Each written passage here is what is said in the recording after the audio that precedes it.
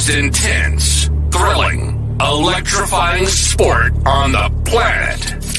Mixed martial arts. You've been looking for the definitive podcast to call your new home to hear everything about it. The search is over.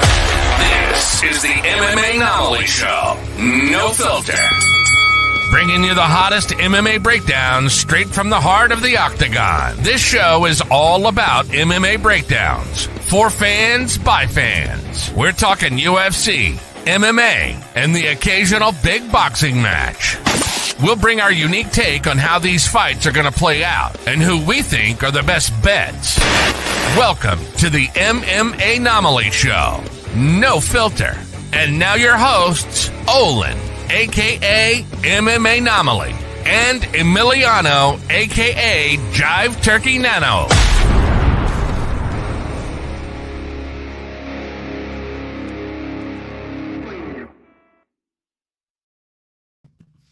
Welcome to the show, folks. It's your boy Olin, aka MMAnomaly, and this is the MMAnomaly Show, no filter. As you heard the man say, with me as usual is the co-host with the most, Jive Turkey Nano. How we doing, Nano?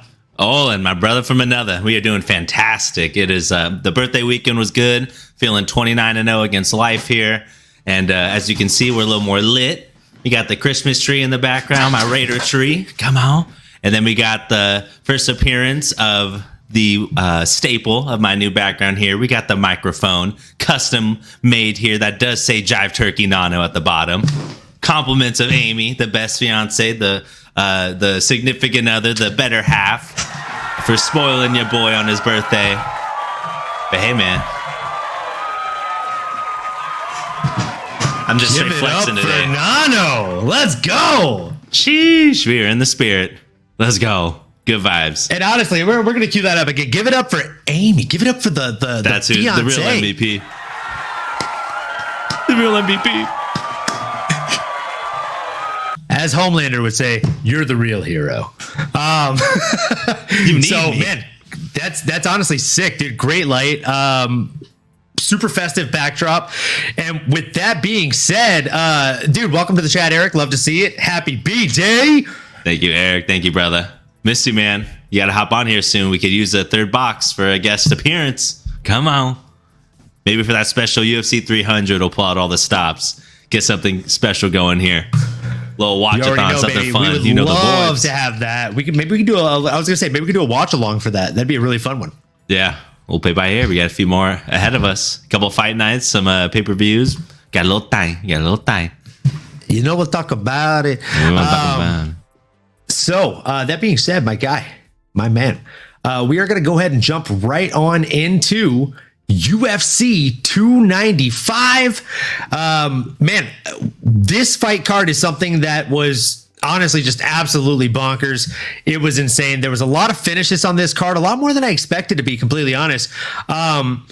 Starting off the preliminary card started off with a finish in less than 1 minute. It was a 49-second TKO from Jamal Embers over Dennis Bazooka. It blew apart the Longo Serra parlay. And you know, it happens. It happens, you know, happens to the best of us, happens to the worst of us as well. But it happened to me. One thing that did come true, we're not going to spend too much time on the early prelims here, but I did want to talk about that Jared Gordon fight. I called it, man. I called it. I knew Jared Gordon was going to come out there and prove that MMA wrestling, a little bit different than Olympic wrestling. Nano, what were your thoughts on that fight? Yeah, brother. I mean, he didn't really need to use too much of that American style wrestling because honestly, he came out there and he's able to put those gloves onto Mark Madsen's jaw and able to put him away and having the referee stoppage there. But I thought it was a great performance. It was exactly what Jared Gordon needed. Much needed KO victory over, again, a tough Mark Madsen, who is an Olympic style wrestler, obviously from a different country. But man, it does feel like Jared hit some turbulence most recently in his career, really ever since he fought Paddy the Baddy Pimblett. Oh, Paddy the Baddy. But yes, Mad Max Meridian, great to see you, brother. Jared Gordon at plus money was a great pick last week. And I do got to eat a little humble pie because I was thinking that if it was going to boil down to the wrestling match, I had a feeling Mark Madsen was going to find a way to come out of it. well, I got to eat my words here, and I got to pour myself a little shot while I hear your breakdown of Jared Gordon and maybe what's next for him, brother. Because that was a great performance, and excited to see an exciting finish there. And there was 8 on this card, by the way, before I toss it on over to you, brother. So this is a legendary card. Can't wait to break it down. But yeah, what'd you think of Jared's performance, man? Jared Flash Gordon got it done, man. And you know, I mean, absolutely beastly performance. Mad Max Meridian, appreciate you in the chat. Shouting out happy belated birthday to Nano boy. Thanks, brother. And he's doing a shot for his troubles here for his birthday. Guys, that Jared Gordon finish was absolutely beautiful. And let's just be honest. Like, let's call a spade here. Going into it, it was pretty back and forth, right? They were pretty close. It was within about 12 strikes landed between the two of them, the differential. So 54 to 46 there. Actually, no, only 8. Jesus Christ. So less than 12. Wow. Only an 8 strike differential between the two of them. So again, 54 to 46 landed, 36 to 35 on significant strikes landed here. And Jared Gordon just, again, he looked like he was a step ahead of Mark Madsen. And the Olympian is an absolute stud, right? But again, wrestling is very different when you are being hit in the face, people. It's a very different ball game here.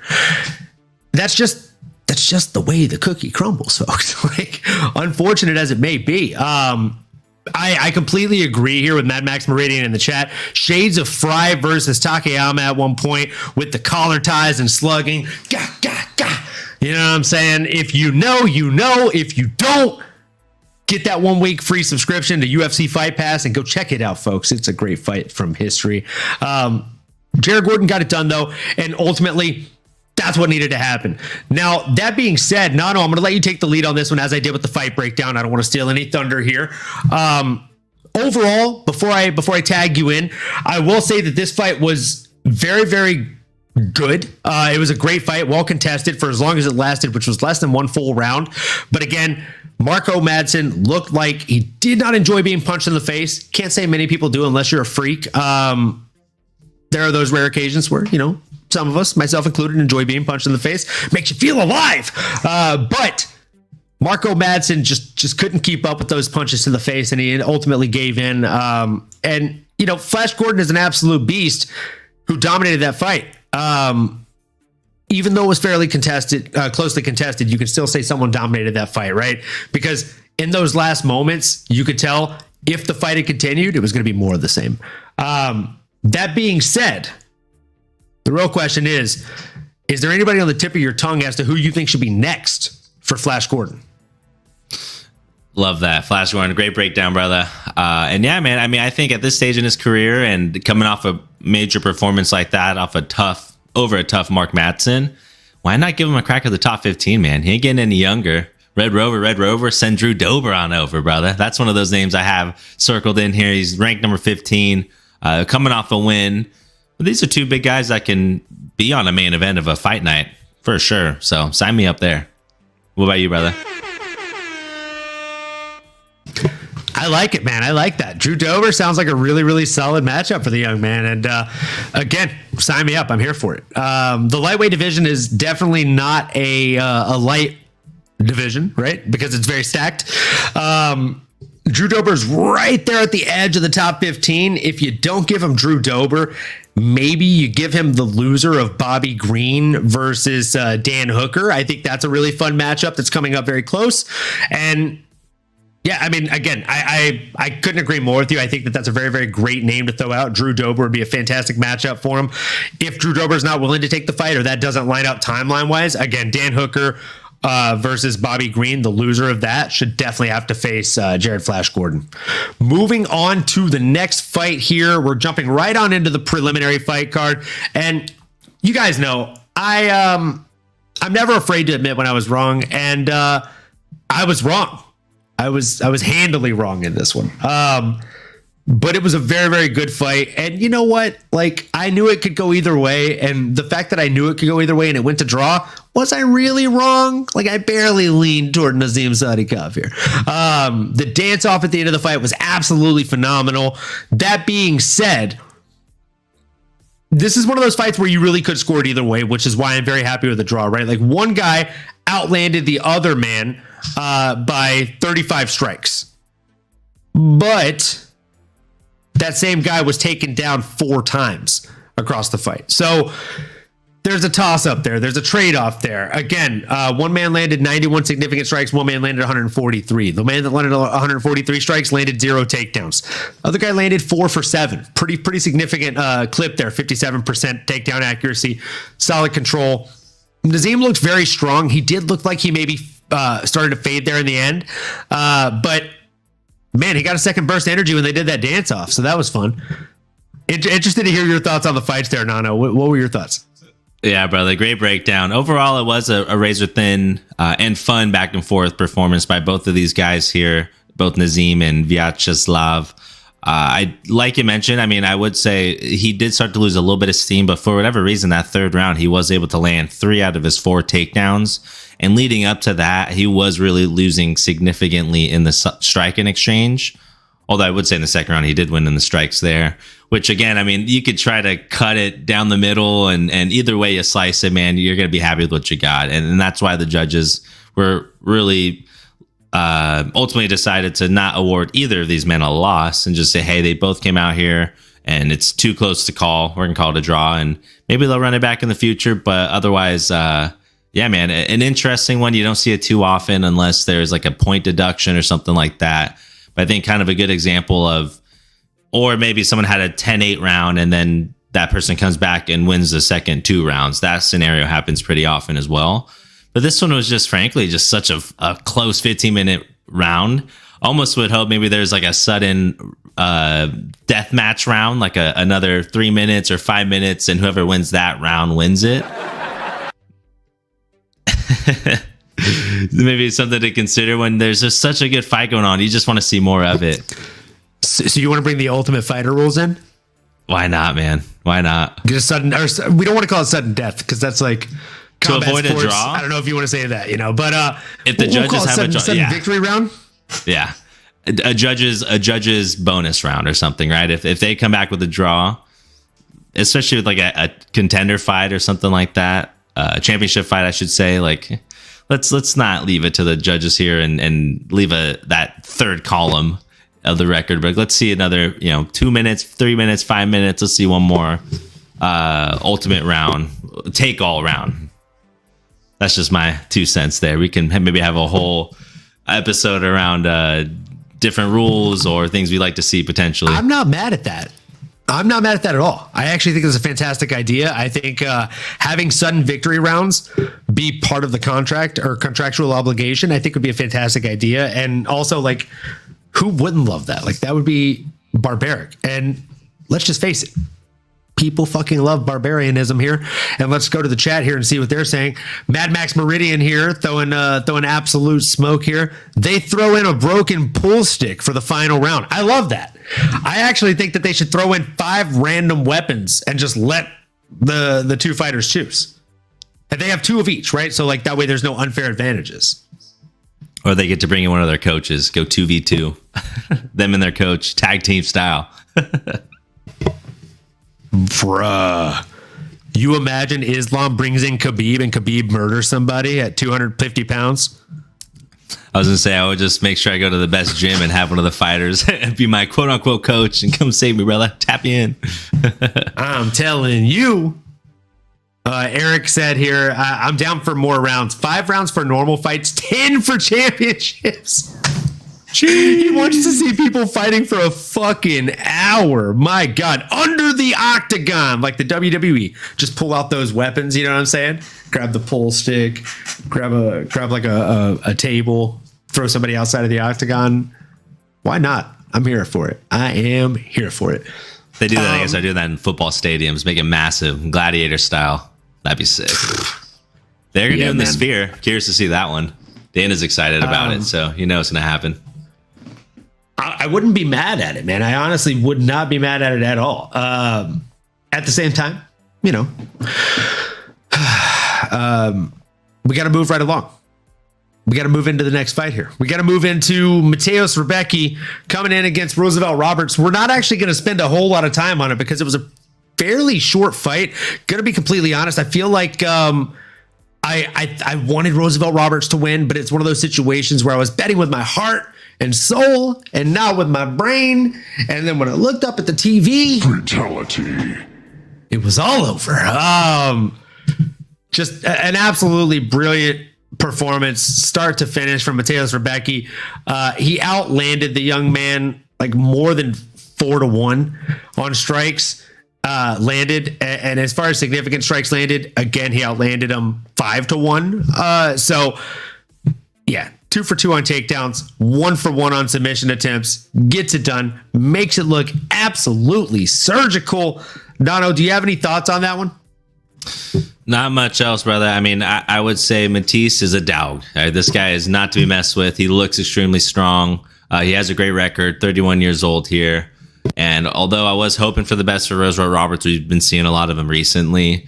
I kind of had a feeling Matisse's ground game was just going to be too much for him. Obviously, anyone has a puncher's chance, but yeah, this was quick money. And yeah, man, a lot of exciting fights on this card. This was just one of the 8 finishes, so we have a few more to break down ahead of us. Let's go.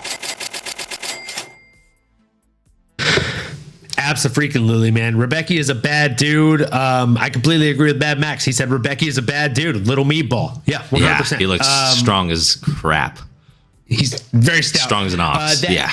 That being said, guys, Tabitha Ricci coming in against Lupita Godinez. I think you had Lupi in this one, right? I did, man. I did. My girl Lupita Godinez. I'll let you take the lead on this while I pour my shot. What a stud. What a stud here in Lupi Godinez. 4 wins within a calendar year. And she didn't even need the 4 calendar year to do it. That's 4 wins since April of this year, I should say.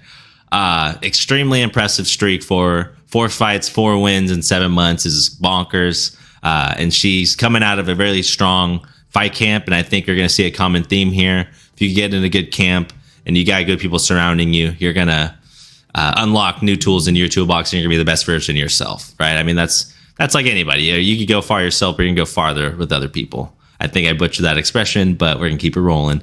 Lupi Godinez, man. Although Tabitha Baby Shark Ricci did look really good at times, this was a very competitive fight, in my opinion. Why I mentioned the camps was Lupi Godinez. She fights with Alexa Grasso. She also fights with Diego Lopez, who showed out as well on this card. Who tends to coach in his downtime also. But Lupi Godinez, man, again, 4 impressive wins. And I think the sky's the limit for this girl. She's still very young. Better late than never, sorry. Thank you, brother. Needed that. And we're going to be chatting about that a lot more. He's on the way to the bank. That's where he is. But yeah, Lupi Godinez, man, she's someone we're going to be talking a lot more about here. Find out in Mexico. I'm excited to hear your breakdown on the fight. If maybe you felt that Tabitha did enough to earn the win, or if you felt that Lupi was just a little too loopy for Baby Shark here. What were your thoughts on the fight, brother?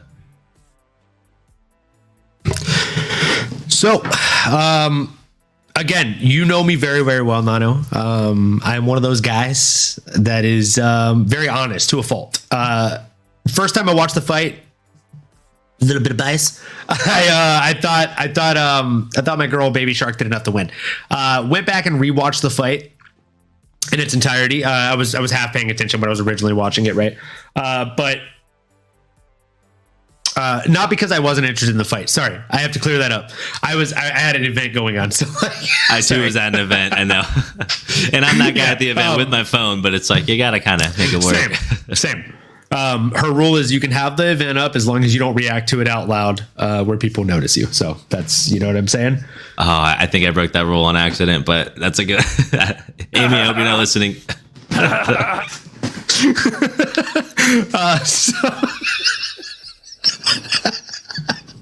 You would have thought that's me, Flip. So yes, I watched it the first time. I thought Baby Shark did enough to win. I went back and rewatched it the second time, and I thought, honestly, if it would have been scored a split draw, I think it would have made more sense. But I'm okay with either girl winning because it was so razor thin. right? Like it was an extremely close bout. So you can't be mad when it's extremely close like that, no matter who it goes to.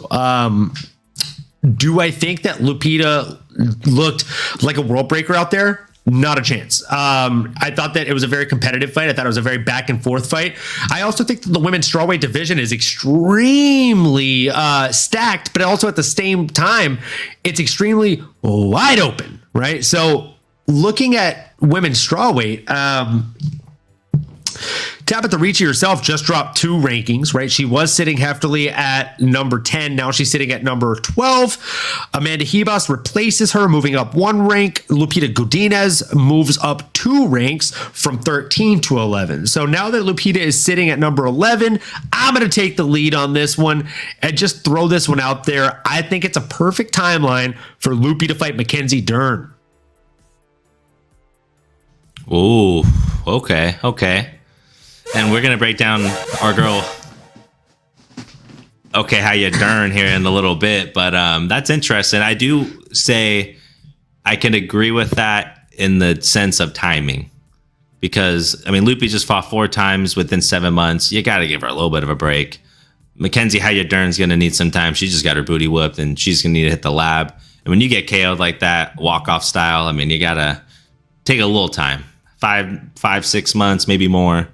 I do like Mad Max. I like where his head's at here. Maybe the winner of this upcoming card that we'll be breaking down a little bit later, Luana and Hebus, a 10 and 13 matchup. I mean, that's juicy. And again, all timing. We'll see how it goes. I said 10 and 13. My apologies. 9 and 10. This is a top 10 matchup that we're seeing here. So, hey, the rankings shifted. So my apologies here. It wasn't up to speed. But Lupi Godinez, yeah, she's in the conversation for sure. I think, again, it boils down to timing. Mackenzie, I mean, that's a big name. I mean, Marina Rodriguez, although you can make a case she can even be fighting higher than that, that's another fun name. I mean, all of a sudden, there's some strawweight women here that are just absolutely assassins. So I'm excited for this upcoming year and what matchups we have down the pike. What about you, brother? Yeah, again, I'm not mad at any of those. I just really think Mackenzie Dern trajectory-wise, it makes a lot of sense. Like you said, it gives her a chance to have kind of a break, a slight break, even if that. And that's what she needs, right? She needs something. She needs a slight break. And yeah, trajectory-wise, both of them line up. They both just fought literally on the same card, so you got to think they're both going to need to heal up a little bit. They were both in pretty solid fights.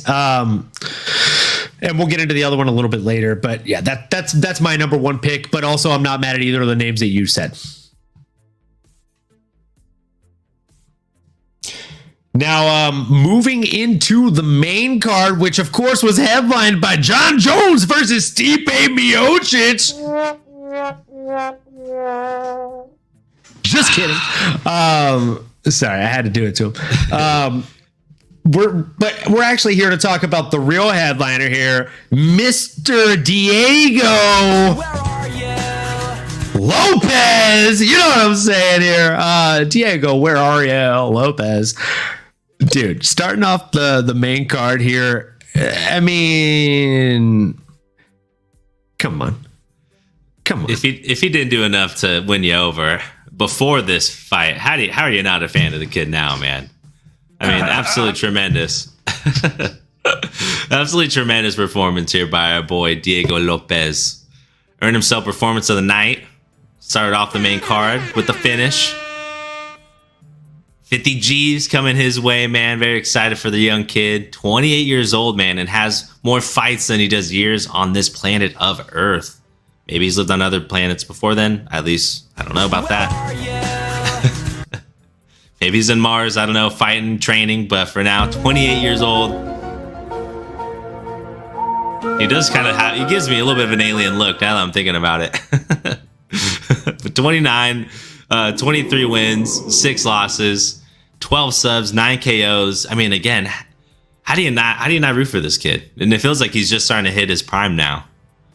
I'm excited, brother. This is a guy we're going to be talking about in a stacked featherweight division.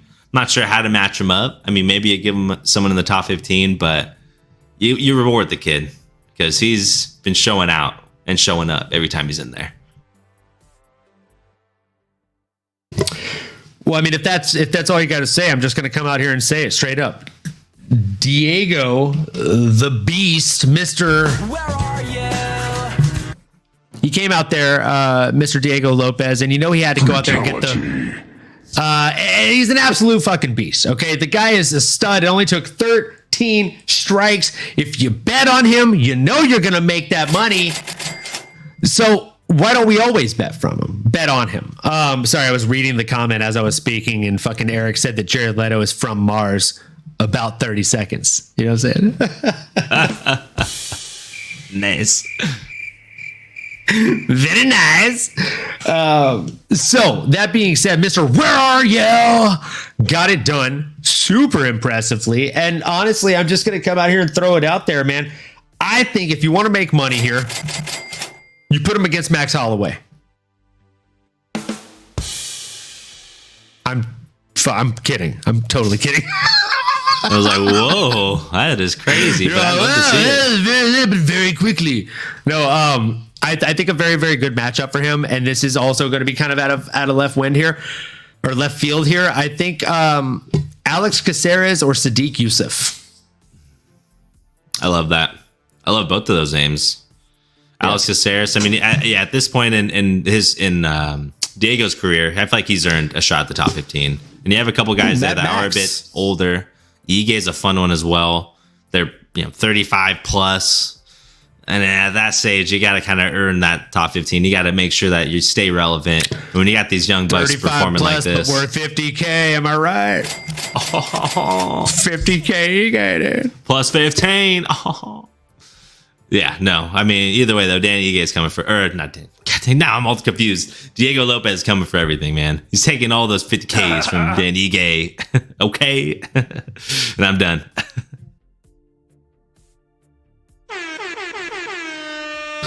And that was the Nano breakdown. So yeah, flip it. Diego Lopez is obviously a great favorite of ours. Somebody who's also a great favorite of ours, Benoit Saint-Denis. He's a man, he's a myth, he's a legend, he's a god of war. And he went in there against Matt the Steamroller for Vola.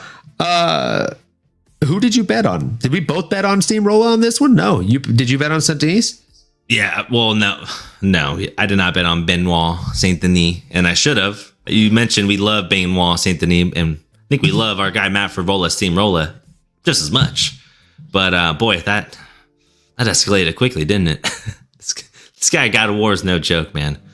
I think we have to. Yeah, well, I don't think this is goodbye for Matt Frivola. Don't let the music throw you off. Okay, we are still big fans. We still think that Matt has a ton of upside, and he had flashes in that.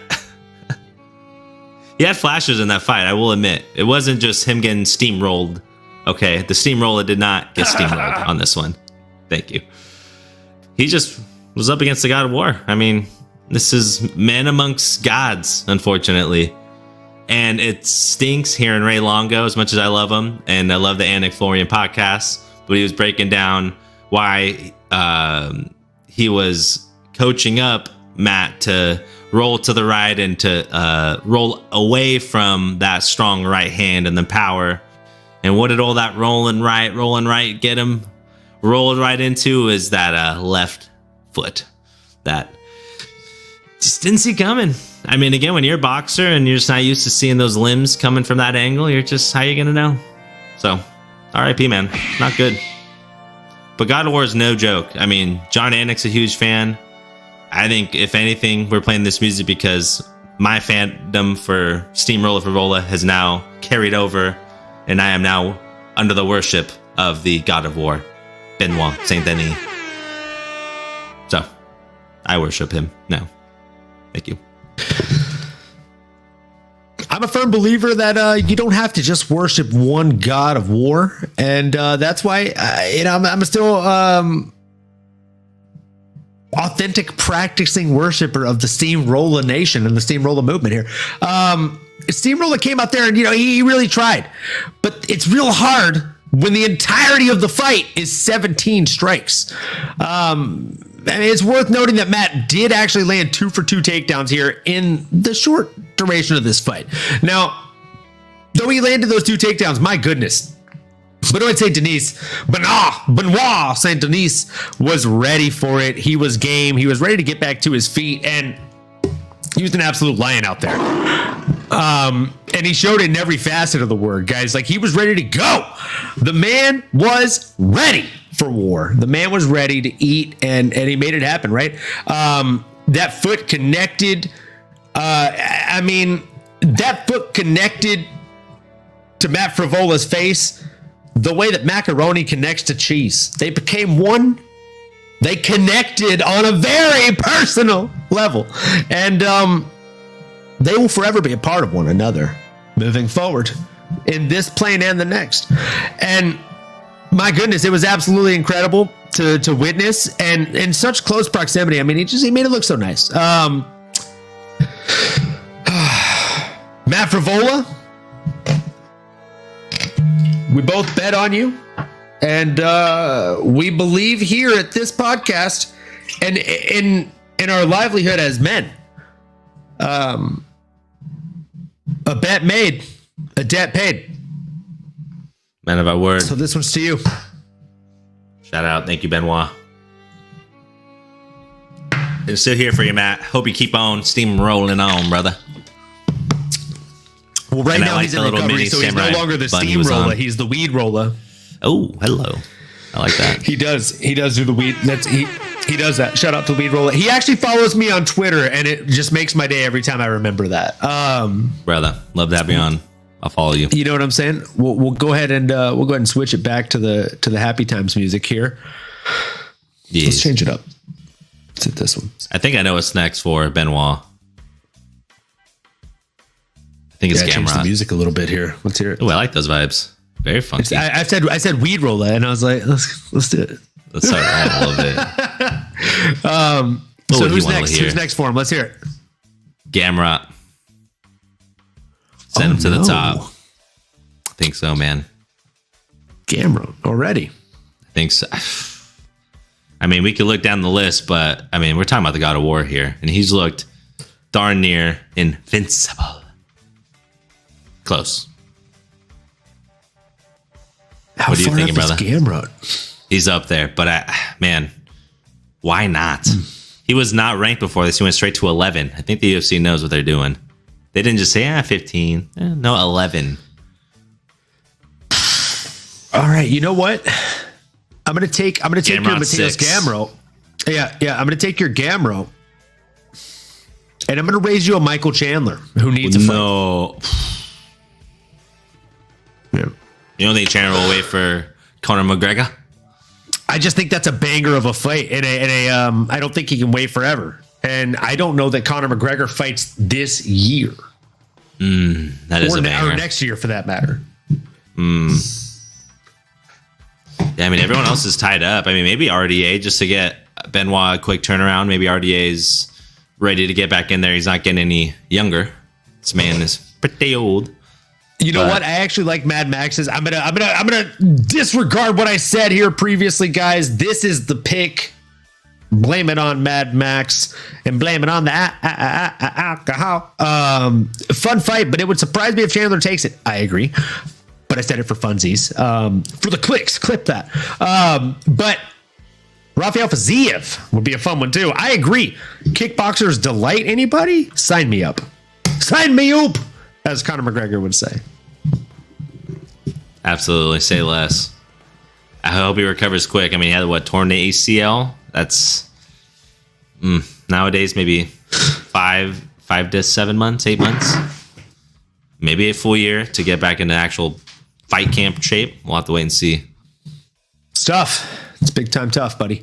That being said, we're moving right along. And we are actually pacing perfectly. My OCD with time is firing on all synapses right now.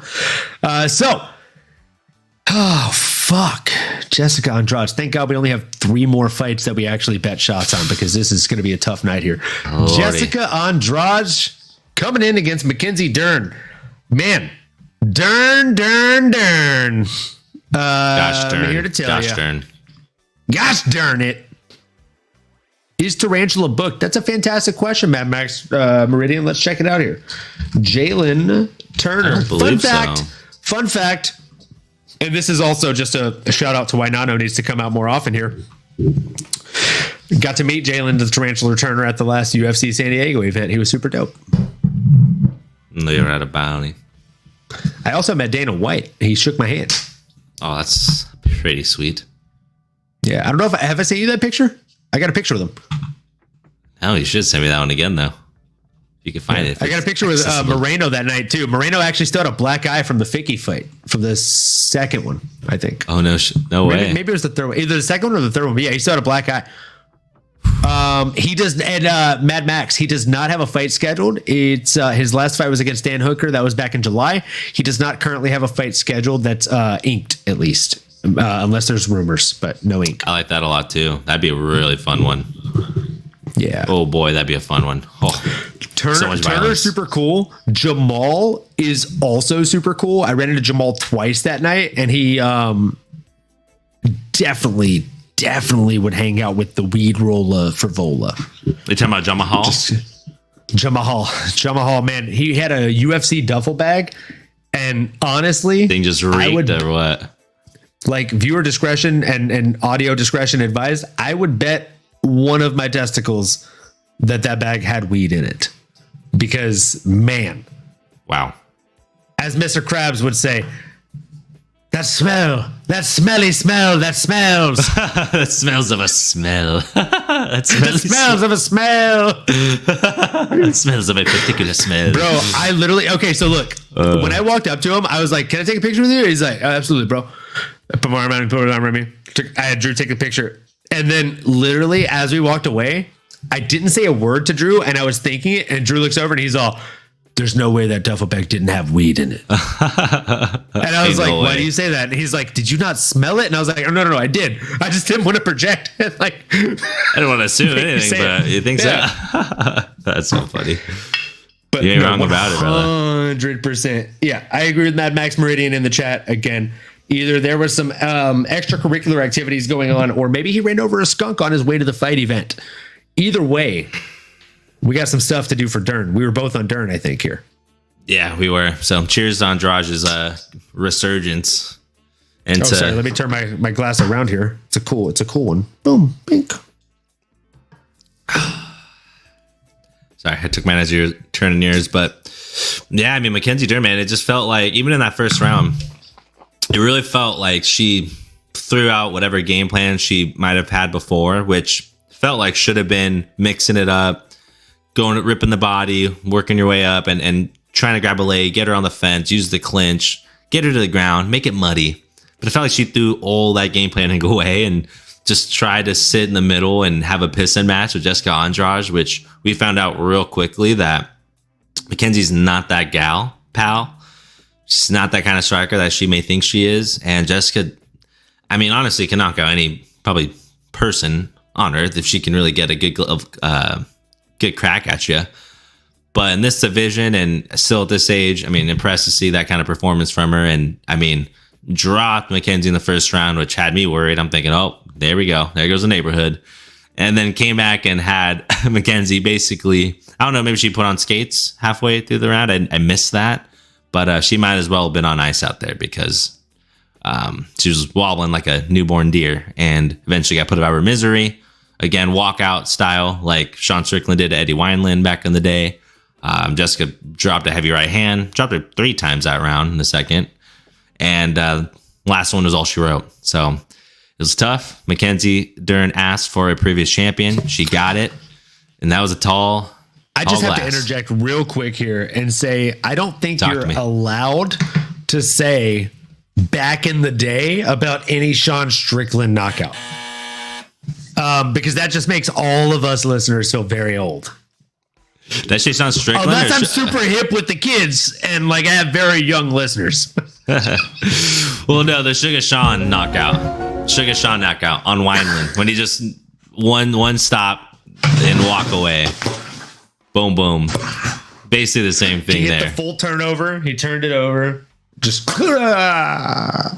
slow-mo. Knocked him don't out. even attempt to get on top and finish it. Just it right away. Yeah, she's gone. I sent her out of here. So real quick, brother. This is just an inside joke here. And I've said this about hip hop music for a very long time. It's music in general, right? Like if you're a jazz musician, you have like a certain like lick or signature that like based on your instrument that you play in every song to let people know like, hey, this is my shit. I'm that guy or girl. Now, that being said, in hip hop, people typically yell things like Jason Derulo. He yells it in like 80% of his original songs. A lot of people have some sort of intro sound, or Lil Wayne had the lighter. Cisco, right? Like the thong song. Hey, baby. He would do that in like every song. Like he's like going hard in Unleash the Dragon, and still at random in the middle of the song. Hey, like he just does that, like that one little variable that he does. So I feel like, and again, completely unrelated tangent here. You can blame the alcohol, but it would have happened sober either way. Mackenzie Dern, when she was in that fight, I feel like she went for the initial 4 takedowns, and when none of them were landing, instead of Jason Derulo in her head, it was Jason Perillo. And so she's like, I'm just gonna box. Maybe I can do this. And that just honestly wasn't the fucking move here. It just wasn't the move here. So she did the Jason Perillo, and it didn't work. And she caught them pillows to the jaw. So it was bad. She got absolutely just worked on the feet, and it showed, right? Like once the takedowns stopped, they never really started. Let's be honest here. Let's call a spade here. But the takedowns never really started for her. And once she realized that, she gave up. And I love Mackenzie Dern. Another fun fact here. Another person I met at UFC San Diego. She was wearing the brown leather dress get up. Fantastic outfit. She was super nice. More than willing to take a picture. Chatted. I shook her hand. Again, very, very like class act. Great woman. I'm a huge fan of hers.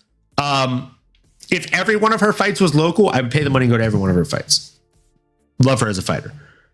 That being said, you got to work on quite a few things here. More than the striking offense, you got to work on the striking defense.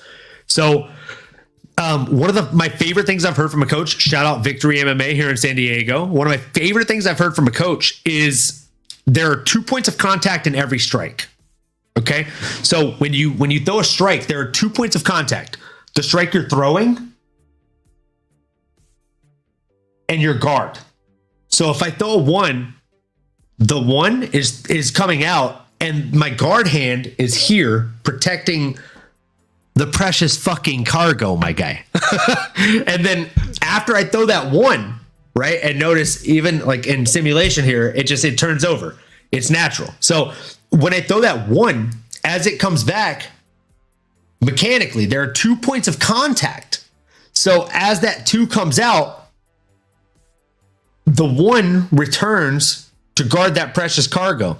And you might notice I typically will mimic having some form of glove on, because even if I don't have a glove on, I want to be touching my hand, because if there's separation, you're just making me slap myself or hit myself with all the force of your brunt of your hit, whether it's a kick, a punch, a knee, etc. No matter what it is that you connect to my hand with, I'm transferring that force. But if I hold it, there's a pad separating you from me, and that protects me. That's something that I noticed more than an offensive deficit for Mackenzie Dern.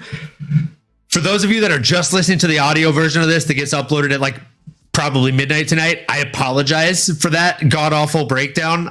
Hopefully it translated to the audio version only, but if not, you can definitely skip ahead to 44 minutes or probably 42 minutes in and see the video only breakdown on YouTube and or Twitch.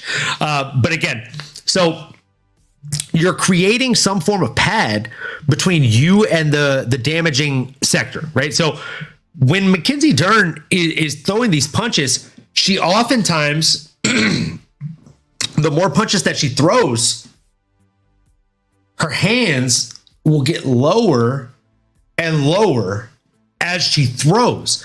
And it's not a matter of her being lazy. It's not a matter of her being winded or gas or having a lack of a gas tank. It's a lack of, I don't want to say a lack of training, because I love Jason Perillo, right? Like, you know, like there's a Superman and there's a Bizarro in DC Comics. Jason Perillo is to Trevor Whitman what Bizarro is to Superman, right? And I only mean that because, like, Trevor Whitman is like a straight edge Jason Perillo. Jason Perillo is like a stoner / drinker version of Trevor Whitman. They're both equivalent coaches in my opinion, but different. Same, but different, but still the same. So again, Jason Perillo is a fantastic coach. I love him. I think he's got very fantastic hands.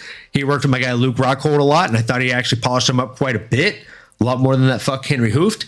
But we won't go into that. You know what I'm saying? But again, I digress.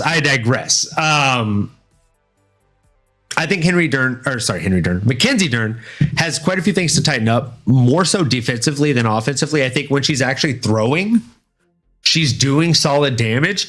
She does throw, like, I don't want to say, like, people say flat-footed. She throws flat-fisted, right? So, like, everything is flat down rather than turned over. And the difference is, and you can see it if you're watching the video version here, when I throw flat versus when I throw turned over, you can see where my shoulder goes. Pretty naturally, it blocks you from knocking me out. So that's the biggest difference here. Again, very, very small fine-tuning things that I think if Mackenzie Dern is able to actually correct, she could be a world champion in the future. That being said, we got to talk about the winner here. Jessica Andrade looked absolutely fantastic. Only landed 3 more total strikes than Mackenzie Dern. Folks, there's a reason I'm saying it's a defensive issue, not an offensive issue. Mackenzie landed almost as many strikes, but she didn't make them count. And if she would have turned them over, she would have been punching through her opponent rather than at her opponent or to her opponent. So, again, her opponent made it look good. I don't want to say she made it look easy because it was a well-fought fight by Mackenzie Dern. But she made it look really good out there. And she made a hell of a conversation for herself. Nano, I feel like I've been just fucking having diarrhea at the mouth. I'm going to give you the stakes here. I'm going to give you the reins. You have a name at the tip of your tongue here? Bro, that was a great breakdown, man. I loved every bit of it. Yeah, I mean, in terms of, for both these girls, I mean, different paths. Obviously, right, Mackenzie Dern, a little bit of a knockdown here for her. As she falls to 8th overall in the strawweight women's division rankings. So for her, I do think you got to take a little time. Anybody in that top 15, honestly, she stands for the most part a pretty good chance at, but she needs to get those, like you said, get that defensive striking game up, and just, you know, be honest with yourself, and, you know, whatever it takes to put this behind you. Maybe get that mental coach in there as well, and continue to, you know, do what you got to do. But now that you're looking at Jessica Andrade, I mean, this is a whole different conversation now. I mean, not only is she ranked 5th in her division, but now she's also ranked 5th at flyweight as well. So, I mean, she can do anything. It's interesting when you look at the top 5, she's lost to 2 out of the 3, or 2 out of those 4. And you got to assume Zhang Weili is going to fight one of those girls. And it leaves Jessica in a tough spot.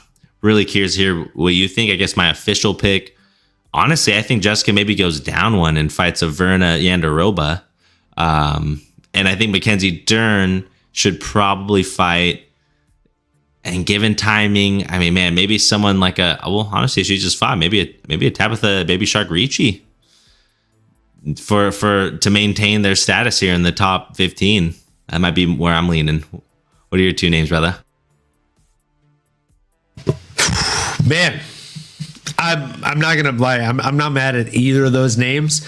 I think again, when it comes to the women's strawweight division, it's wide open. I've already said Mackenzie Dern, I think, makes a lot of sense.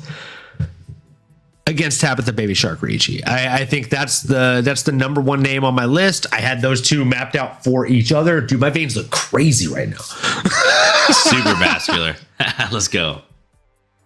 So yeah, I think those two names make a lot of sense for one another. If you're like really asking me to pick somebody outside of there, I don't know, maybe Angela Overkill Hill. A little action there would be a lot of fun for me. Also, a little side event here, guys. This just happened in the chat.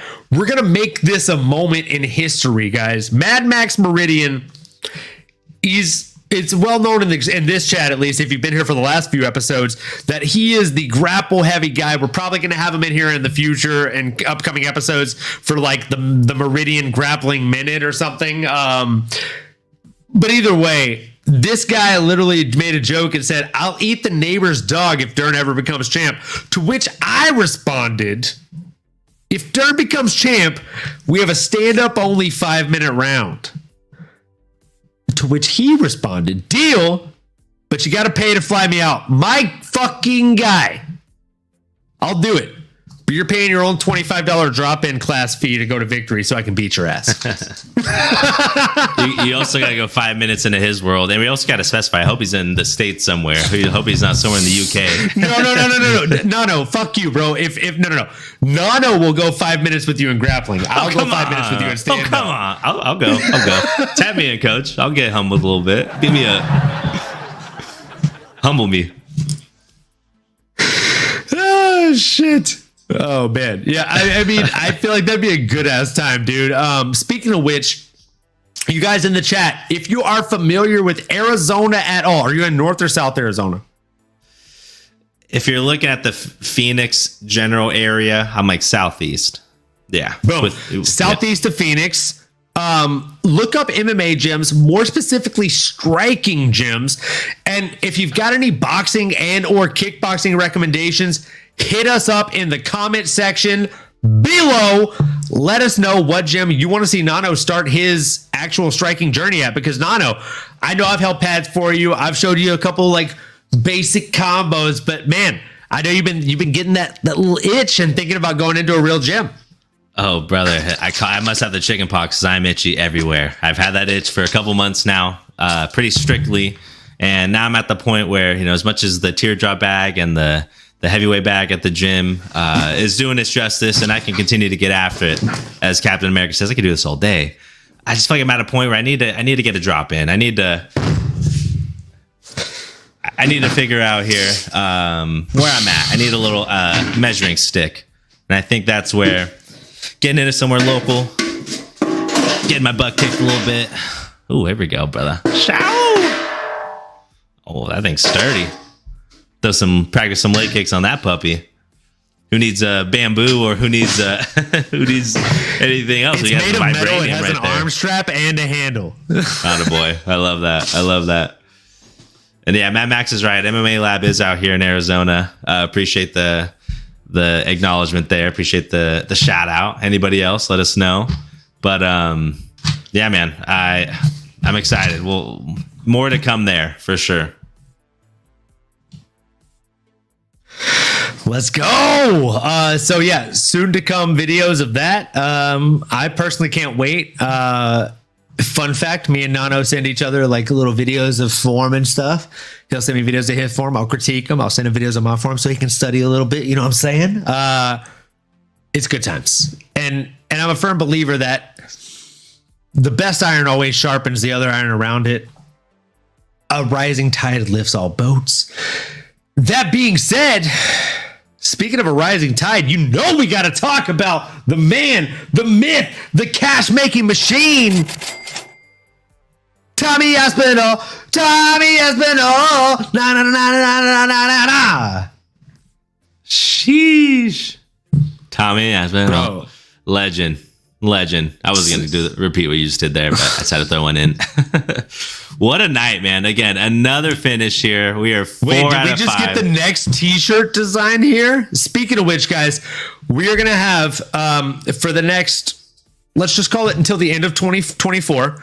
If you like, subscribe, and comment on the video, Literally any comment, doesn't have to be anything crazy. Any comment, like, subscribe, comment on the video. You'll be entered for a chance to win a meat and potato style striker shirt that we just released the design of.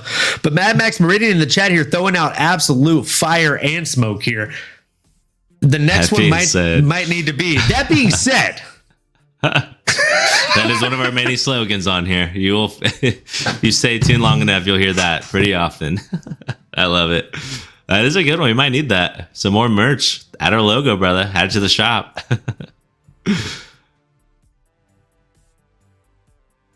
Sorry, I didn't mean to derail you, brother. I didn't mean to derail you. We had Sergey Pavlovich and Tommy Aspinall. My goodness. I love it. Oh, yeah, man. But no, I mean, Tommy Aspinall, I mean, legend. I mean, we could break it down. I mean, I will admit he did get rocked by a shot early there by Sergey. So he was able to weather the storm. But boy, did he look darn good. I mean, so light on his feet. All you're hearing and all we've heard and all you saw is just speed and textbook boxing, head movement, 1-2 down the middle, 1-2 again, put him out of there. All of this with no training camp and a pulled back. I mean, this guy, Tom Aspinall, man, I mean, you could tear his knee up and you could rip his leg apart, but hey, man, he's going to come back stronger than ever. And man, you might need to put a bull in his head here to get him out of there. This guy might be the champion for a while, brother. Interim or not, everyone's had that feeling that this guy was going to be someone to be reckoned with. And I agree. I mean, you got to love him. I mean, everything he's about, I mean, represents MMA to the fullest. His dad committing to that and helping mold his career, sacrificing his own career to help build his own, getting that shout out in the octagon. Tom's just someone you want to root for, brother. I mean, and again, and someone that's that big, that athletic. I mean, the perfect example of this new age, which again, I mean, every generation is going to say they were the best, but hey, man, the new class, the new day and age fighter, someone that grows up. There we go. Someone that grows up, though, brother, right? I mean, in mixed martial arts, someone that is special athletically, someone that big. I mean, man, this is someone that you want to root for. This is someone that is going to be around for a long time. Hoping to see John Jones and Stipe back as soon as possible. Hoping the winner of that 6th round. Maybe they don't. Maybe they don't want to actually fight a Tom Aspinall. Because why would you? This boy Tommy's no freaking joke, man. So I just want to give him my flowers a little bit. I want to hear your breakdown and how you felt going in there. Frankly, I was worried. I don't know if you were what impressed you the most with our boy Tommy Aspinall. But again, I mean, we knew what he was capable of, and he did get hit there. So we can't say that he was able to weather the storm. But what are your thoughts, man? What a day! What a freaking so exciting! What a day! I truly think that you're actually going to like my breakdown on this one, Nano. I truly do. Slow down that one because I honestly think that we're probably going to take a shot for Tom Aspinall just because this man is going to be the future of heavyweight, and also because this one resonated with me in multiple ways. I have an analogy for this fight, or rather a comparison to a fighter from this fight, and then for the main event, I have a comparison to something entirely different from fighting. Now for this one, it's very special to me because you know this about me. Most people that know me from the last, I don't know, call it 5-10 years, know that Dustin Poirier is my favorite fighter currently of all time, especially of active fighters. People that know me from even longer, and people like you that know me on a much deeper, more personal level, people that I consider family at this point, right? They know that Dustin Poirier has kept me with the sport, but it wasn't him that got me into it. It was your Rashad Evans of the worlds. And there's a very special fight to me when it comes to Rashad Evans. And that fight was against Chuck Liddell, who my father really enjoyed watching. Now, my dad loved Chuck. He thought he was going to absolutely murder Rashad Evans. And that's all fine and dandy. That's fine. But here I was going for the younger man, going for the more inexperienced man, in the deep South, going for the darker man. And my goodness, man, there's an interview about that fight that sticks out to me, and it's Rashad Evans talking about how he was very confident, right? When he originally got the contract for the fight, and he's like, fuck yeah, I'm going to fight Chuck Liddell. I'm going to beat him, blah, blah, blah, this, that, and the other. And then his friends start asking him about the fight. And I don't know if you've heard this story, and viewers, I don't know if you've heard this story either, but if you haven't, fantastic listen. I've heard Rashad break it down numerous different times and numerous different etiquette, but either way, I digress. His friends start talking to him about the fight, and they're talking to him, and they're like, hey, so you're fighting Chuck Liddell, huh? And he's like, yeah, man. And he's like, and then my friends would respond to me when I'd confirm that I'm fighting Chuck Liddell, and they'd be like, I'm sorry. What the fuck? Like, they're already discounting you, discrediting you, and thinking like, man, that sucks. You're going to lose. Like, that's tough. That's the way the cookie crumbles though, dude. And so he was worried about that fight after that, right? Like he started to get inside of his own head, and he says to himself to this day, and this is the reason that I think Rashad Evans would have remained or been a world champ and remained a world champ had John Jones never entered the picture, because he would have remained a Jackson Wink, but that's another bizarro universe. We're not going to go into that. That's another episode. So that being said, folks, Rashad Evans, he said the day of the fight, right? He's sitting there and he's warming up, and Mike Winkeljohn walks up to him and he says, Rashad, you're faster than him. And Rashad was like, all right. And like, you know, like, all right, what the fuck? Okay, cool. What does that mean? Like, what do you want me to do with that? He's like, you're faster than him. And something that I really admired in Chuck Liddell is that when he would throw strikes, like he could pretend he was going to throw a straight, and out of nowhere, boom, he'd loop around the side and it'd be a hook, and he'd just land it to the dome because you're protecting up here and it's coming around the outside. So if you're trying to protect against those, you're always going to lose, or at least 8 out of 10 times, in my humble opinion, against a Chuck Liddell in his heyday like that. So that piece of advice, right, was detrimental to the win from Rashad Evans. You can go back and you can rewatch it. Again, I say this the second time in this episode, folks. If you've seen it, chef's kiss to you. If you haven't, get that free 7-day trial for UFC Fight Pass. Because that fight was monumental. So his coach telling him, you're faster. And then he's like, okay. Mike Winkeljohn followed up and said, when he goes, you go. The second you see him throw something, you throw too. He throws a left, you throw left. Doesn't matter what he's throwing, you throw. Follow your instincts and throw. You can see Chuck fires first, but it's like a 4-cylinder engine firing against a fucking V12 Ferrari, bro. It's just a differential in speed. He's all, and then Rashad's all, clack, clack, and he's done. So what's crazy is you can tell in that fight, and there's a point. I promise you. I'm going to give it to Tom Aspinall. There's a point. I promise you, there is a fucking point. Okay, there's a point. This long. Hey, if you're listening to this long, what's another 30-second story here? Get there, brother. I love it. These are good stories, man. This is like Grandpa sitting on your lap and you're in the golden days. Go on, brother. Go on. Do you see the shirt? Speaking of Grandpa. So here we go. So again, Rashad, he got clipped a couple times in that fight before he really started actually like rolling and feeling himself and throwing, right? Like very, very Dustin Poirier style. So here's the thing. Tommy Aspinall, nah, nah, nah, nah, nah, nah, nah, nah. That's what the story is about. He ate a shot from Sergey Pavlovich, or as Chael Sonnen would call him, Grandpa Chael sitting on your lap would call him, Sergey Pavlovich. Pavlovich. Wait, how does he say it? Pavlich? Yeah, Sergey Pavlich. He says it so bad. So Sergey Pavlovich landed an incredibly strong shot to Tommy Aspinall, and it hurt him, and you could tell. And it's like something clicked, and I'm like, okay, it doesn't have to be pretty. It doesn't have to be perfect. I'm better than him. I'm faster than him. I'm stronger than him. I'm going to finish him. It's like that mantra went off in his head the second he ate a shot and his legs gave out a little bit, right? So the second that happened, something switched to Tommy Aspinall. And literally, I kid you not, when I'm talking about this shot that Sergey landed that hurt him, Sergey landed one punch, folks. He did one shot. The entirety of the fight. That one shot. I promise you, I don't give a fudge how good his poker face is. It hurt him a little bit. Tommy didn't like it.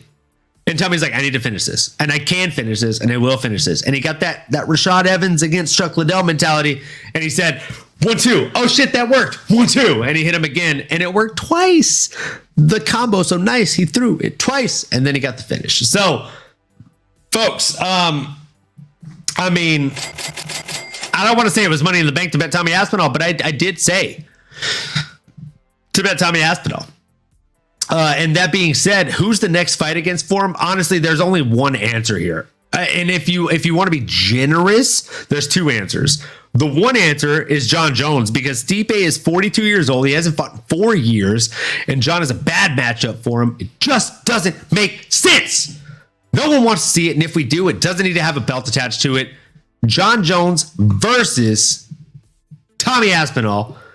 And I mean, if you don't want to see John Jones versus him, that's fine. Strip John Jones of the belt. John Jones versus Stipe Miocic for no belt, for no prize, just for all the fucking money in the world and all the fans. And that's fine. People will still buy the pay-per-view. But if that's not the case, you give it to Curtis Blades. Nano, where you at? I like that. Ooh, Curtis Blades. That's interesting. I did forget about Curtis Blades. I'll be honest. I did forget about Curtis Blades. Razor blades. Oh, the blades. Yeah, man. To your point, yeah, everything is all in the fold of John Jones and Stipe Miocic. But Mad Max, I like where your head's at, brother. I was going to say the fight I would love to see personally, Tommy Aspinall versus Ciryl Gane. Give me a little serial action, brother.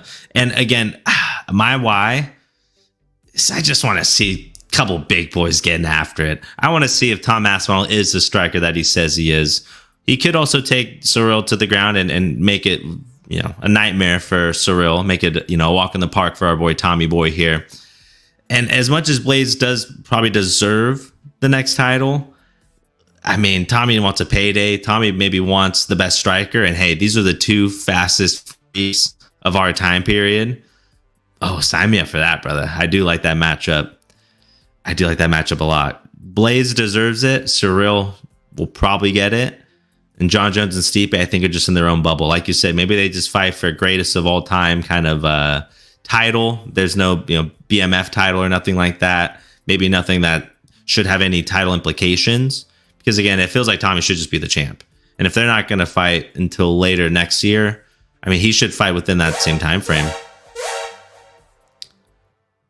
Yeah, make it a heavyweight freaking little matchup here. Mad Max mentioning maybe potentially a Volkov versus Blades rematch while the others, play it out. And again, yeah, I mean, we don't see these, PFL style tournaments, or back in the early days of the UFC, maybe there'd be this kind of bracket style tourney, but I mean, essentially that's what we're looking at here. I mean, there's only so many names on this short list of contenders, and yeah, throw them in a blender, match them up however you like, and elimination by fire, and we'll see who ends up at the top by the end of 2024. But man, exciting. Heavyweights are back, baby. Trial by fire. That's right. New era is here, though. I think Tommy's going to stick around. But Ciryl Gane, that is, you want to talk about striking matchup galore. That is, good Lord. That's a good one. Sign me up. Speaking about a striking matchup galore. I'm Reggie. I'm Reggie. You're Reggie. Call him Reggie Bush. He's born Reggie. Oh, he wore my favorite number 5. He was dynamic. Come out. Hey-o.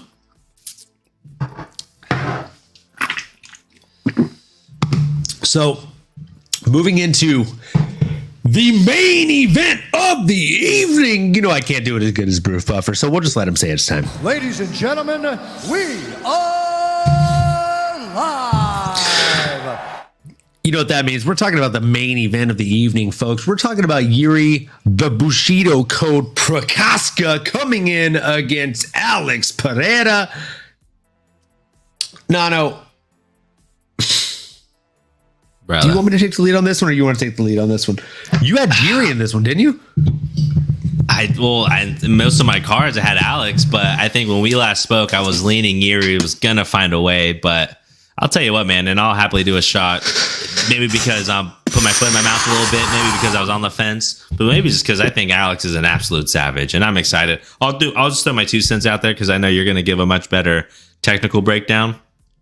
But boy, Alex Pereira is special, and I remember Izzy talking about, hey, guys that are special, and they do special things. And that's probably why maybe after our last podcast, I went back. I was like, you know what? Like when it's all said and done on DraftKings, on my little parlays, on everyone that asks, I was leaning Alex Pereira because he's special. And regardless of the sport, being special translates, right? If you're a Michael Jordan, it doesn't matter who puts in front of you, you're going to find a way to win. If you're LeBron James, you're just going to find a way to win. If you're Tom Brady, doesn't matter who's around you, who's on the field, you're going to find a way to win. If you're Patrick Mahomes, doesn't matter, you're going to find a way to win. There are certain guys that are just cut a bit different. And the truth of the matter is, Alex Pereira is built different. This was a literal samurai versus warrior matchup. And like Mad Max said here in the chat, X factor. I mean, and Alex has that. I mean, his left hook is the ultimate X factor. It's the ultimate Oppenheimer nuke bomb. That thing is unlike no other strike. And the one that was super present in this fight was the calf kick that really debilitated Yuri's style. I do not think it was an early stoppage. Reddit had some really good angles from the crowd where you see Yuri get dropped with that short check hook. You see Yuri try to defend himself and hold on to Alex's legs. But by the 7th or 10th elbow on the temple, you've seen his arms give out. That's how Alex got on top. He went limp. And it was really going to be downhill from there. I don't see a lot of scenarios where Yuri gets out of that, period. He's not a jiu-jitsu artist. He's a guy with a very unique skill, very fun lifestyle, very, very charismatic guy that you want to root for. And, I mean, stylistically has a lot of tools. But, hey, man, I mean, you live and die on the sword. And when you're moving the way he does and you're unorthodox like that, and you're not like our buddy Olin, my brother here, doing some awesome shadow boxing, showing some great technical fundamentals. That's not what Yuri does in there. He's moving his hands are by his hips. He's moving his head as if he were playing tag, like with kids in the park. And what ends up happening is you get in there with an Alex Pereira, takes your leg out with those calf kicks. I mean, my goodness, I was telling my buddy Felipe, I want to take one of those. I was hoping that'd be my birthday present. Maybe that's for another time. But those calf kicks are no joke. That debilitated Yuri's way of movement, which you got to move and be fluid like water. Alex took that away and then found his weapon of choice. I could have saved a lot of money on your birthday present if all you wanted was a calf kick. Brother, I need that. I mean, you've gifted me that plenty of times and it wasn't my birthday, so why start now? But I just was like, yeah, I want to know what it feels like. And again, Alex is special. To pass it over to you, man. I mean, I'm curious to hear what impressed you the most. Curious to hear if you thought it was an early stoppage. And man, the Alex Pereira show. I mean, already a Hall of Famer. I mean, double UFC champion. I'm gonna go ahead and pass it over here to my boy. What'd you think, brother? I was going to use the opposite of come to daddy. Say go to daddy. Well, I mean, I can tell you it was a lot of...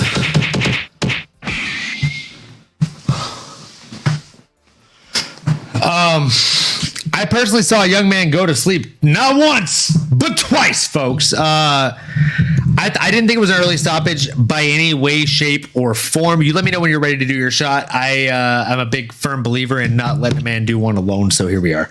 Let's do it before you get that steam rolling. Salute to the new double brother. champs.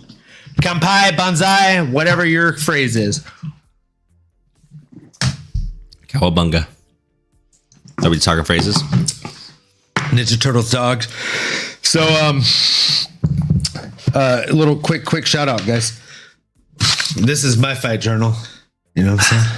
Nice. Damn, that's pretty sweet. We out here. I put the fight notes in the front and the sales notes for my work in the back. Hey, there you go. Until the next one. So, Cowabunga. This main event, folks. Yuri Prochazka. So, again, I told you I had analogies. Okay, so here's the analogies. The first fighter, I tied to Rashad Evans. I tied to a fighter-to-fighter analogy. Now, this fighter, I'm going to tie to an action, to a sport, to a projectile weapon of sorts. All right.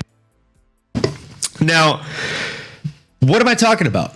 I'm talking about one Alex Pereira. I made fun of this video. I'm going to be completely honest with you. I made fun of this video. You can look it up. It's a video of Alex Pereira doing this really cool technique when he was getting ready for the original rematch against Israel Adesanya in the UFC. The one that he won. Now, he kicks a soccer ball, and while it's airborne, he shoots a bow and arrow. Launches the bow and arrow, and it hits the soccer ball midair. Super sick. Super sick. And I literally was like, okay, cool. Is he going to have a bow and arrow in the fight against fucking Israel Adesanya? Fat chance, but it's not really the right training. You know what I'm saying? But as funny as I thought that joke was, what happened? He got outlanded ad nauseum by Adesanya in the first fight. Like, Adesanya was piecing him up, but all it took was one. And I was like, whoa, he got lucky as fuck. And then he fought Adesanya again, and Adesanya beat him. And I was like, for sure he got lucky, right? Now, going into this fight, full disclosure, you know, I'm a big fat fucking fight nerd. It's a fact. It's true. I really enjoy fights. So went back, rewatched both their fights in MMA. Also rewatched the two fights in kickboxing. Now, I've already watched those fights probably. The first one I watched, I think probably like 4 times. Second one in kickboxing, I think I watched 2 to 3 times. No, I for sure watched at least 3 times. A lot of weirdness in those kickboxing fights. Don't even need to go over those. But when it comes to the MMA fights, something I realized. Adesanya is when you turn the water faucet all the way on. He's like a waterfall, right? Like he's going to break down the rock non-stop. Just constant water. You can't get used to it. You can't accumulate. You can't acclimate. It's just fucking your shit up. Meanwhile, right? Pereira is literally like if you made you know how like people will make like super strong water guns that don't hold a lot of water, but the water they do hold, it literally feels like you're getting stung by something because it hurts. You know exactly what I'm talking. You know exactly what I'm talking about. It's like the water pistol versus like the water gun. I got you. I'm with you. It's the water rifle. You know what I'm saying? Like they're fucking sniping you with it. So that's the difference in Pereira. I mean, if you don't want to call it a water rifle, you know what you can call it, Nano? I'm going to throw you a lifeline here. You can call it the water bow and arrow because it takes longer to reload. It has a limited ammo reserve. But what happens as a result? You take your time to aim it, and it's thoughtful when you aim it and you fire. So I would say like a musket. Here's the thing. Musket, 100%. My dad has a tattoo of that on his arm. We won't go into the rest of his tattoos. So glad I brought it up. That's hilarious. Back to the action. Back to the action, folks. That being said, we're going to go into the difference between a musket and a rifle here, or a bow and arrow and a rifle, which was my original analogy before Nano made it slightly racist. So that being said, I feel like I noticed something in this fight specifically, and what's funny is I watched tape. I looked at the tape beforehand, and I was like, okay, I understand this fighter. And then I watched this fight and I was like, holy fuck. And mind you, I bet on him. Okay, I was on him. I was on that guy. But here we are. And I was still shocked. I was pleasantly surprised. So here's the thing. 38-30 on significant strikes landed in favor of Alex Pereira. 49-44 in total strikes landed in favor of Pereira over Yuri Prochazka. 1 for 3 takedowns by Yuri, 0 for Alex. So John Anik, I know you'll never watch my podcast, but God forbid you do. I want to make sure I pronounce it right for you. Alex Pereira, he made it a point to not only not shoot for any takedowns, but also negate 66.66 repeating percent of the takedown shot on him by an absolute beast. I truly think that if Geary would have landed more takedowns, it would have been a worse situation for him because Alex is better at actually shrimping out and also setting himself up. As Hinato Laranja would say, for those of you that deep cut Easter egg here, guys, Hinato Laranja would say, Pozic over the submit. You know what I'm saying? He'd go for the position over the submission. He'd set himself up for success and he'd end up dominating over the course of the fight. So this man fights the same exact way as his little fucking bow and arrow little freeze frame that he does. He fights in the same exact way that he shoots a bow and arrow in his little mock-up before the fight. Now, the man only threw 61 significant strike attempts. He landed 38 of those, 62% clip. Now, here's the bigger one. He only threw 72 total strikes. He landed 49, almost a 70% clip. Okay, over 68% that he landed in total strikes thrown. Folks, I don't want to say it's unheard of, but it's pretty much fucking unheard of unless you're like one of the top tier folks here. And the man throws strong strikes. He's not throwing these like ta ta ta ta ta. He's pa pa pa pa. You know what I'm saying? Like he's fucking throwing. And when he's landing, his coaches are yelling "Eso!" which of course means yes in Brazilian. So, very nice. So, folks, come on here. Like Alex Pereira is. I really gotta break the habit of saying Alex, but it's not as bad as Ray Longo saying Alex, so it's okay. Oh yeah, he's calling him Chama. What do they call him? Chama. They say Campeon.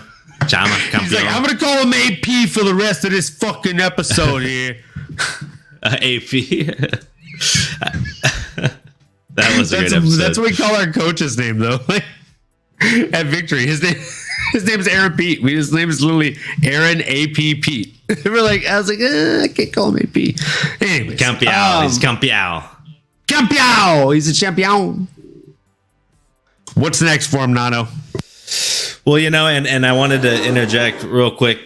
Again, why you might have seen some of those differences and his maturity in his UFC career is, hey, getting with a good team, man. You mentioned iron sharpens iron. He's in there with Glover Teixeira, getting better every day. Someone that spent 24 minutes with Yuri Prochazka and had Yuri beat for the most part. But just like any good master, man, you're not a master unless you pass it along to a good student. And what kind of student? You can't ask for a better student. I mean, other than Mike Tyson, Alex Pereira might be the next best student to mold into a fighter that ever existed. I mean, this guy just has the part. And the other thing that you mentioned too, I mean, his ability to just generate unreal power with literally no space. I mean, I think if anybody could execute the 5-finger death punch and like actually stop your heart, I think Alex could probably do that to me and probably anybody walking this planet and maybe any other alien that were to visit this earth. he is now my choice. If an alien race were to visit us, I would want Alex on weigh-in day to be our representative. No one else, no ifs, ands, or buts. But again, just wanted to interject that real quick. In terms of what's next for him, I mean, it's got to be Jamal. I know you want Israel Adesanya, but Izzy's not coming back, and you can't wait for that. As much as I do think that'd be the best payday for Alex Pereira, aka Campeon. But with that being said, Jamal Hill, he was there in the crowd. He was saying he wasn't impressed. He's saying he wants to sit there and stand up with them. He's barking a lot, and I do think Jamal is a savage, and I do think he's a fun fighter. But oh man, I don't know if he's that guy. He might need to relax a little bit, man. I don't know if he saw what I saw, but this is someone that, although yes, he takes shots. I mean, he was taking shots from Yuri. I don't know. I mean, call me crazy, but is Jamal Hill's power that much bigger than Yuri's? Like, I don't think so, brother. I mean, Alex has that chin at 205. I think that's why he's there. That's why he isn't at 185 anymore. That's why he called out Izzy. Say, hey, come back here where I'm actually, I'm my full health, and I'm not in some other world here at fighting at negative gravity. So back to you, brother. I think it's got to be next for Alex. It's obvious. It's got to be Jamal Hill. The question mark here is what's next for Yuri. I mean, do you wait? There are some big matchups coming up soon. Magomed Ankalaev versus Shawnee Walker got reannounced. Jan Blachowicz is fighting Alexander Rakic. Do you wait to maybe get one of those winners? Or do you go down a little bit and fight someone like an Anthony Smith, Lionheart, who's just always in the mix? Maybe just go out there and beat up on some guys. So that's the big question mark for me. If you're Yuri, you might just have to wait, unfortunately, though. What do you think, brother? I think it's time for the last shot of the podcast. It's time. And it's time. It's time. It's time for, major moments here. And then I will go into my breakdown.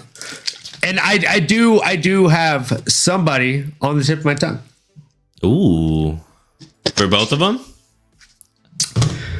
Just for one. If you want me to, let's be completely honest. Let's call a spade here, my guy, Jive Turkey.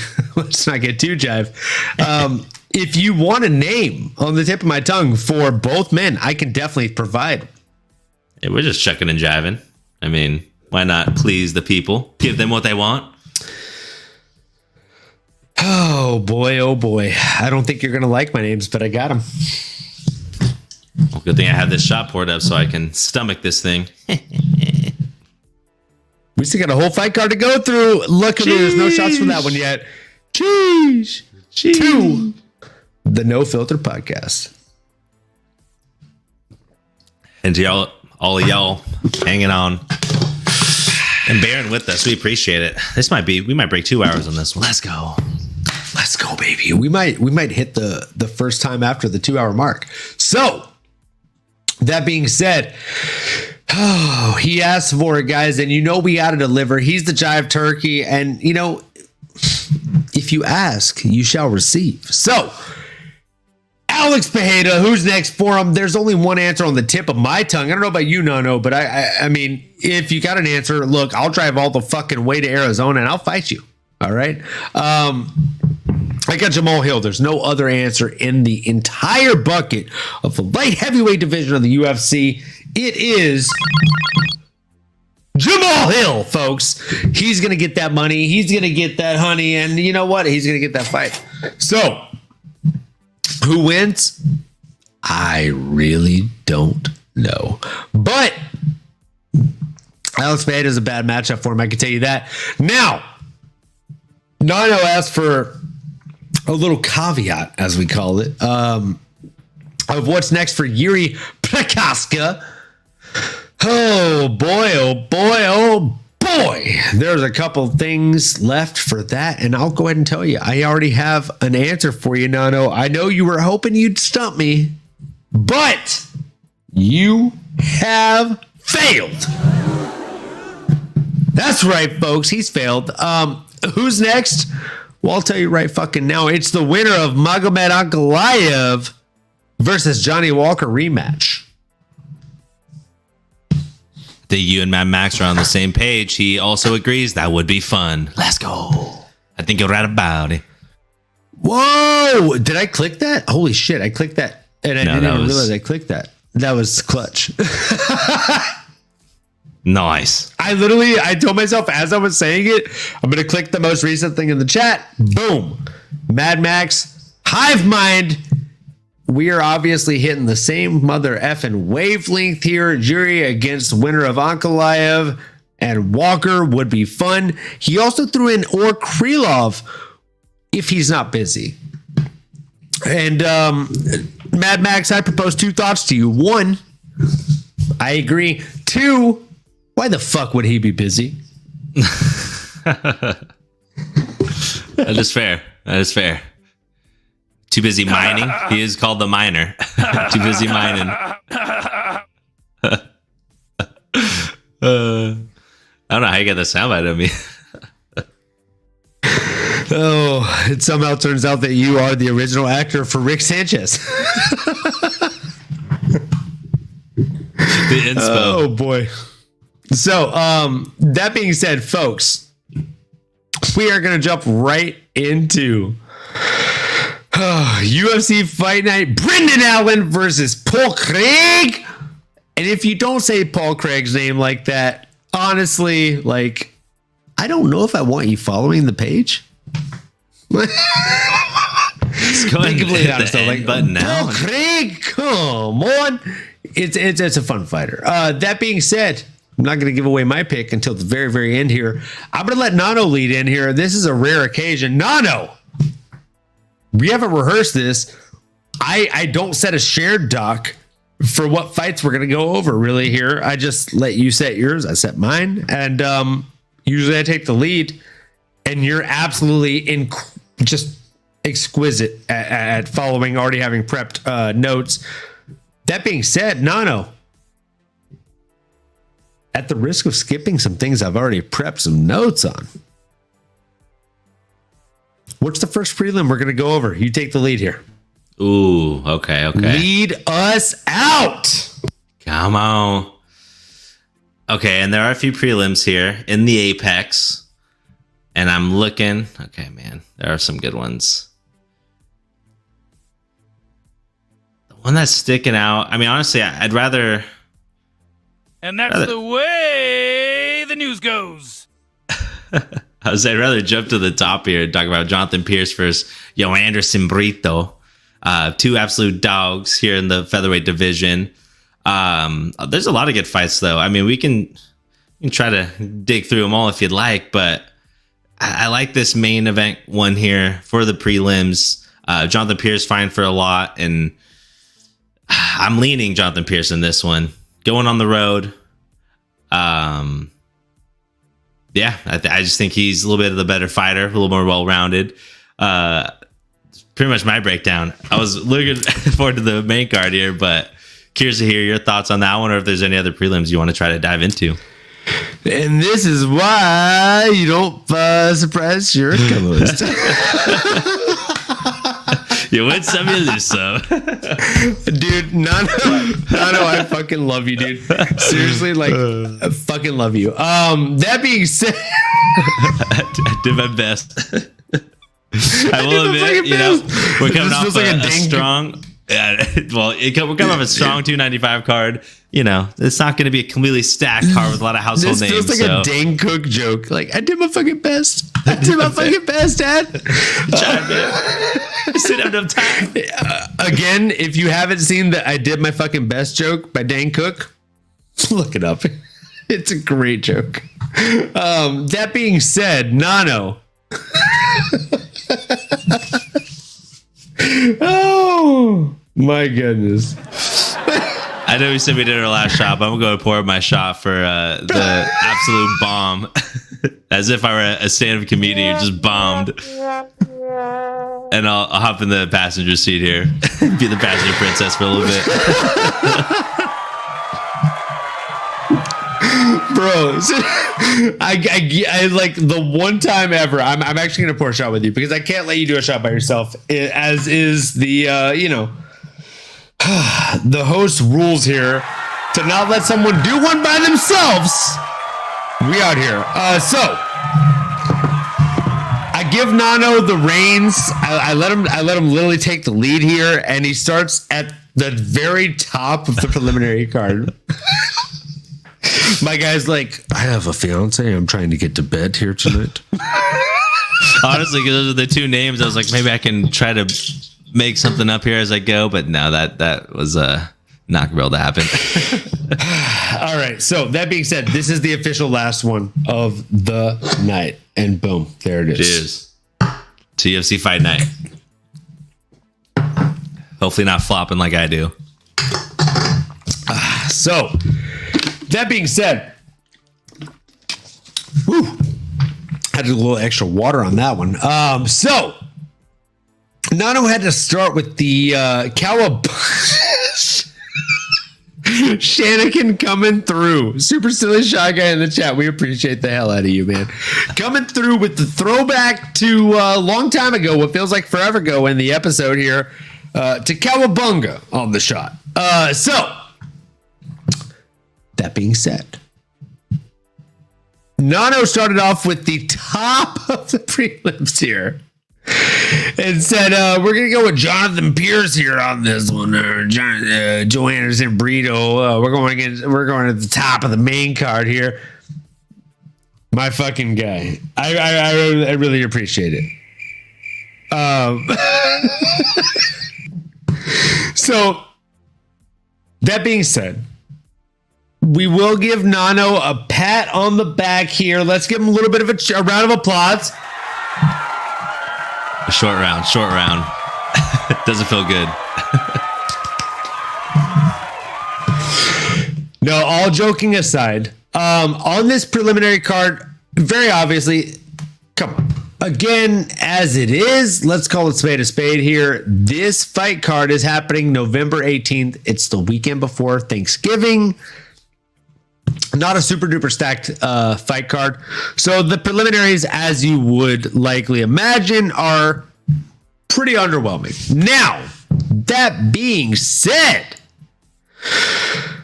oh man, Nano, as a co-host, I mean, come on. I gotta be honest. Nano, calling you out here. I should have found a way to pivot back to you and be like, you know what? I'll let you pick your favorite prelim. I'll lead off the main card because Lord knows 5 cards dialed in, noted, tooted and booted, but that 6th one, I was not ready for that one. Not ready for that 6th one. Oh boy. No, let me just ask you one question. How's your energy? Good. Yeah, these shots got me buzzing, baby. I am on Arizona time. It is 1 hour later, but you wouldn't feel it. I feel like I'm on Pacific time. But let me ask you one more time. How's your energy? Capital G, moving and grooving. You know, we got to talk about Charles Johnson, a.k.a. nickname Energy. Come on. He's coming again against Rafael Estevam, who's undefeated. Rafael Estevam, I'm very surprised that Nano didn't happen to capitalize on. Again, folks, this is literally the reason, okay, that I end up making these documents be separated between me and Nano, because I don't want us to be able to see each other's notes. I don't want us to see what each other is going to say. And I also want to have a very organic versus generic conversation here. I don't want to be able to be the salesman that I am and be like, oh, well, if they've provided me with data, I'm going to go ahead and lean in and look and see what data they've provided me with. I want him to have his own data. I want me to have my own data. And then we have a shared doc where occasionally we'll be like, hey, here's the mother effing talking points. As Mad Max Meridian said here in the chat, want that real shit. Okay. So that's what we get. Authentic. Okay. That's what we're trying to deliver here. Now, Rafael Estevam, which since he's some Macapa, Amapa, Brazil, I know it might sound like I'm making that up, but that's a real place. Man's nickname is Macapa. You might have guessed. because he's from Macapá, Brazil. Look, the man's 11-0. Okay, for those of you that are bad at math, that means he is undefeated. So, with him being undefeated, he's coming in against an absolute beast in Charles Energy Johnson. Now, here's the thing. Charles Energy Johnson, he does have 5 losses, and that's okay because they're against Ode Osborne, Cody Durden, Muhammad Makhayev. Okay, he's only had 5 UFC fights, and he's lost 3 out of 5 of them. But again, Cody Durden, Ode Osborne, Muhammad Makhayev, Zogez Zmagulov, and Jimmy Flick. He beat an of. Okay. I think, and this is just my humble, very humble opinion here, folks. I think Charles Energy Johnson might have a very real chance here as a plus 130 dog in this fight. And that's going to start off my podcast live picks of the night. Nano, I know you already led in with your favorite pick here for the preliminary card. I'm not going to ask you to come up with a pick on the fly for Energy Johnson. Now, you already went over Jonathan Pierce versus Joe Anderson Brito. Now, again, correct me if I'm wrong here, but you picked Jonathan Pierce, correct? I did. To this day. Now, how do you... To this day! Is there a specific way you see it getting done? I mean, Anderson Brito's a tough guy, so it'd be hard for me to say that it's going to be a walk in the park for my boy Jonathan Pierce here. Find out of Tennessee, JSP. But he's got some heavy hands, man. I mean, he tends to find ways to get dudes out of there, but I don't think that would be the case. I think this would be a fun 15-minute fight. I think he'll edge out a victory. The odds certainly suggested he is a minus 130 favorite, so basically a pick 'em. You're getting plus 110 odds there. It's pretty close, but he's a familiar name to me, and anybody in the States here, I'm gonna have to root for them in this sense. But my 2 cents on the fight that you did mention, Charles Johnson versus Rafael Estevam, starting off the event here. Although Rafael Estevam has an impressive 11-0 record, he is coming in as the favorite. He did have an impressive win on the Dana White Contender Series, but that's about it. We just simply don't know the guy. Like, can he beat a UFC caliber opponent, right? I mean, can he channel that energy and beat a Charles Johnson? That's tough, man. I mean, he, like you said, I mean, he has close losses in the UFC to Muhammad Mokaev. Sorry, I said Magomed. All these Magos get me confused, and my apologies. And since then, he's strung together a couple wins and then had a couple losses. So the energy, I'm just leaning the UFC talent here, but maybe the odd makers know something we don't. Maybe they've seen enough from this undefeated guy and think that Estevam's gonna throw some bombs here and upset Energy's day. So I'm sticking with Energy on that one, and I'm also sticking with my guy Jonathan Pierce. And man, there's some other good fights here, but I'm excited to hear your breakdown, and I'll add my 2 cents, until we get to these main cards here, brother. Let's go. Let's go. So when it comes to Jonathan Pierce, I truly think that Jonathan Pierce gets it done. He's one of those guys that is extremely well-rounded. He is, 3 years older than his opponent in Joe Anderson Brito, but again, extremely well-rounded. The young man is one of those people that just truly does get it done no matter where the fight goes. And as a result, I think he gets it done, man. I mean,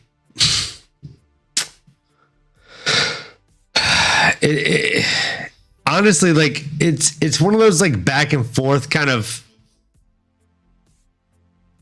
picks, but at the same time, like Jonathan Pierce is, again, extremely well-rounded. He's somebody that doesn't really get worked up during fights, and he's able to calculate decisions during the fight kind of on the fly and figure them out, right? Like if somebody throws a head kick and he half blocks it, he's the type of guy that like it'll slap him in the head. He'll get that kind of like, oh no, reverberation, and then adjust it on the fly. Now, again, that being said, when it comes to Jonathan Pierce, oh boy, he's not without his faults, right? Like he's lost to Joe Lozon, he's lost to Peter Patrice. But again, Peter Patrice, he lost a unanimous decision in Shogun fight that was all the way back in 2017, and his last fight in the UFC was against Joe Lozon. And Nano, I'm going to unmute you here and say, how do you feel about Joe Lozon? Joe Lozon, I mean, that's a legend, brother. I mean, that's somebody that... Jay Lau? I'm so... Jay Lau? Yeah, and ever since that loss, I mean, our boy Jonathan Pierce, man, he's on a 5-fight win streak. And 2 of those wins have aged very well. One of them over at Darren Elkins, who that man is, I mean, he basically got to put that guy out of there, man. He's a stud. That's somebody that doesn't lose often. And then, speaking of not losing often, he provided this man with his only loss in his UFC career so far, even though he can't make weight, Christian C-Rod Rodriguez. Someone that's a dog who's been showing up and showing out. Missing weight. I hate to see it. But he handed that man a loss as well. So this guy, Jonathan Pierce, man, he can find a way to get it done. I like this kid. I can't force it. When it's natural, I think it's pretty dead on. Come out.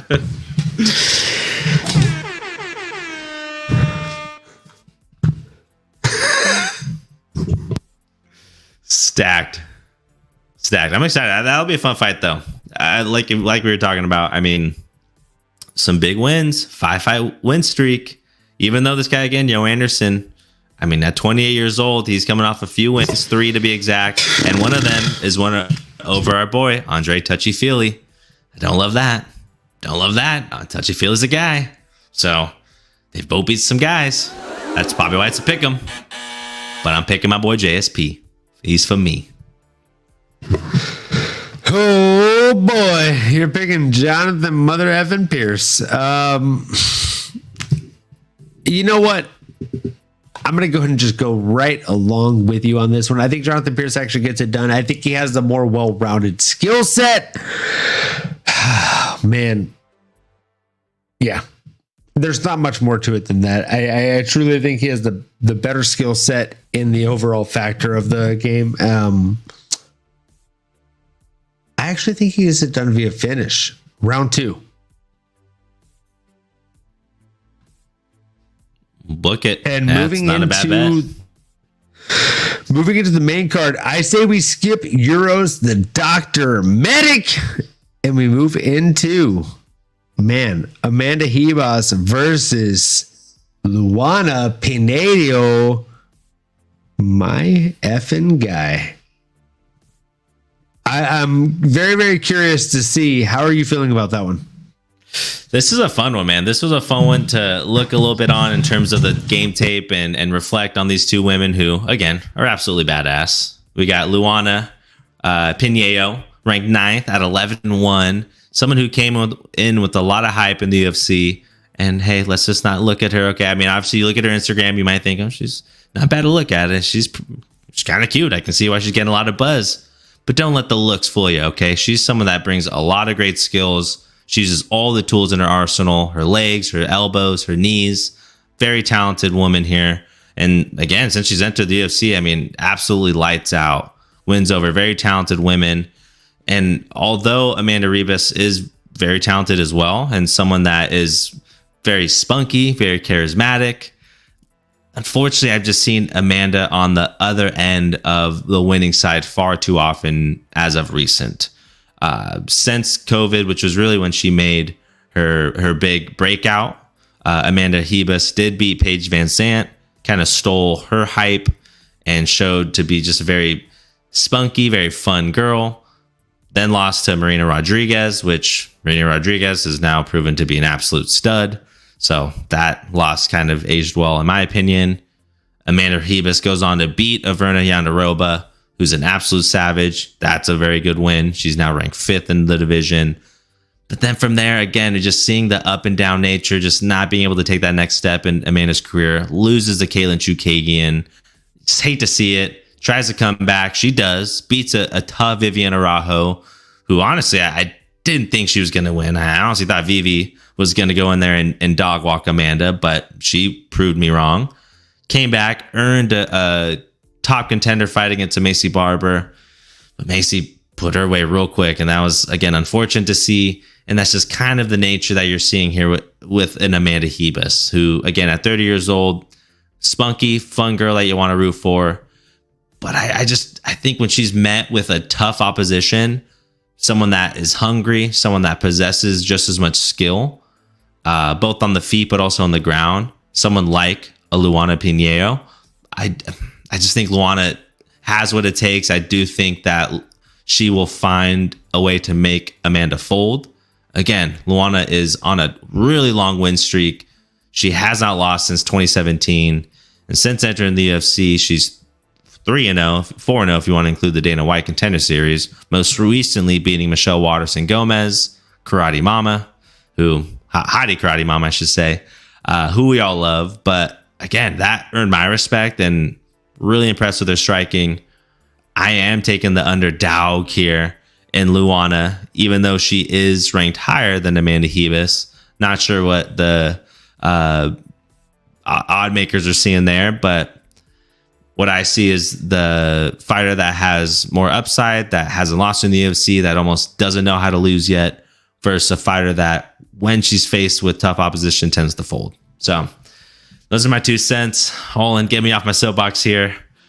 I'd love to hear your breakdown on this top 10 matchup here in the strawweight division. Talk to me, brother. Now, when it comes to this one,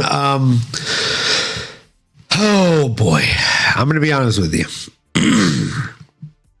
I'm looking at Luana Pinheiro, and I'm asking myself, who has she fought other than Michelle Waterson Gomez? Like, she fought Aranda Marcos, which, you know, my girl is a Syrian, so I relate to that on kind of a personal level.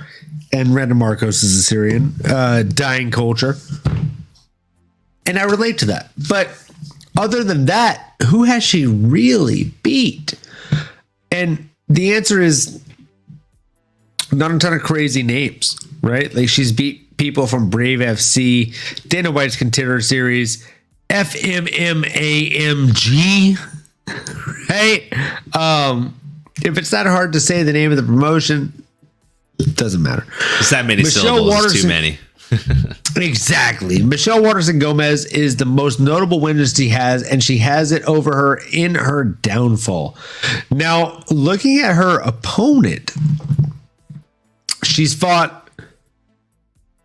also has a win over Randa Marcos, but she also has a win over Mackenzie Dern and Emily Whitmire and Paige Van Zandt and Vera Jandiroba and Vivian Araujo.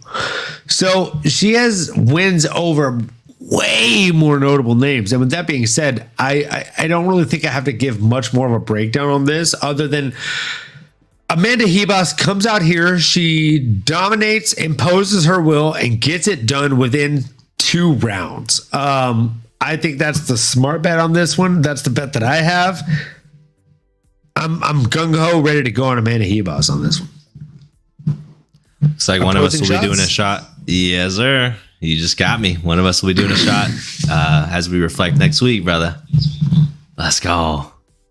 Let's go. Moving into the next one. We'll skip Nick Aguirre, even though he shares literally the same last name as you. Why you want to skip my cousin, dude? What the heck, man?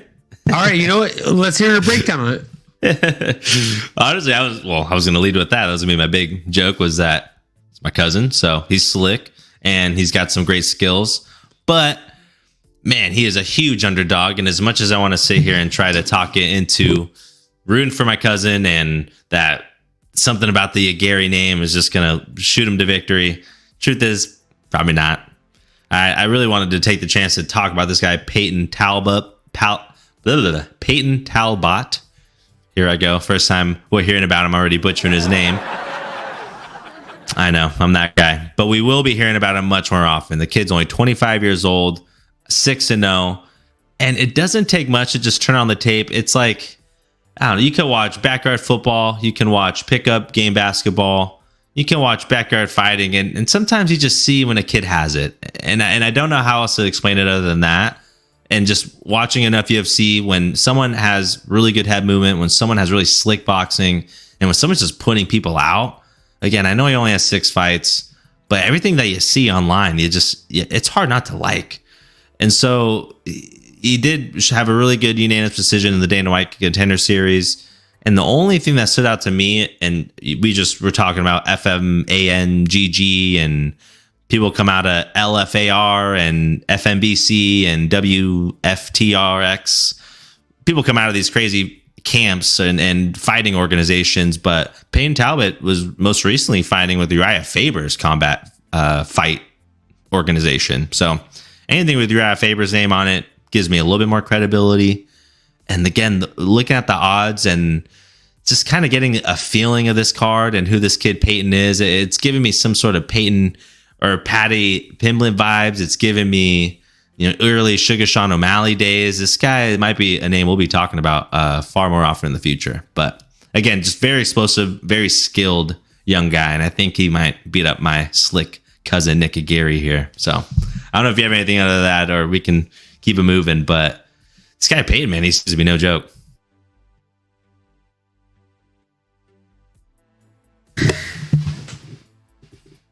Nothing else to add. Let go. No. I completely agree with you, man. I think your cousin, probably a pretty solid opponent. He's got a 3.5-inch reach advantage over Peyton Talbot. They have almost the exact same kind of trajectory as far as professional careers layout. But if I had to pick a dog in the race or dog in the fight, I pick Nick Aguirre, your cousin. So moving into the next one, I'm gonna let you take the lead on this one. We got Chase Hooper coming in against Jordan the Monkey King Levitt. Nano, who you got? Let's go. Chase Hooper, aka Ben Askren's son, aka Sugar Sean O'Malley's less cool stepbrother there. Man, somebody that we've been hearing about for a long time and finally growing into his own at 24 years old. Yeah, he is tall. He's 6'1", kind of uses that frame and has had, honestly, kind of an up and down career since we've heard of him, again, coming out at a really young age, being the youngest fighter on the active roster. But hey, can't be a kid forever. You got to be able to string together some wins. And unfortunately, since 2020, it's win, loss, win, loss, win. I hope he can break that streak here against another good grappler in Jordan Levitt, who has shown to be a bit one-dimensional. If I'm being honest, both these guys have been proven to be a bit one-dimensional. May not see a lot of striking here. The reality is both these guys are really strong grapplers. And I think we might see a little 1FC just grappling match for 15 minutes here. Anything on the feet will just be smoke and mirrors to get them to the ground. I'd be surprised if we see anything of substance. Again, I mean, just turn on the tape with some of these guys' fights. They're not up there to really throw. They're there to get you to the ground, make you uncomfortable, use their limbs, use that grappling pedigree, use that jiu-jitsu, and get you out of there. So I do have high hopes for Chase Hooper, the Dream, but maybe I still haven't woken up from that dream yet. I am going to go ahead and lean Jordan Levitt. Yeah. I'm going Jordan Levitt here. I'm going with the splitter, the guy that does the splits whenever he wins, the Monkey King. I think I don't. Is he gay too? I don't know. I don't want to throw that in there. I was hesitant, but if he is, then even more, support for the community, man. I'm all in on this guy.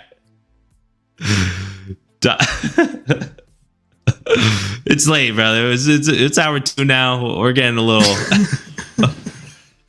out there.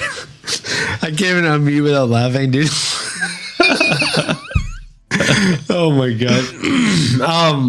I think I'm right about it. I got no further breakdown. I'm on Jordan Levitt here. I think Jordan Levitt gets it done via submission. I don't think he's gay. He has a wife and a kid.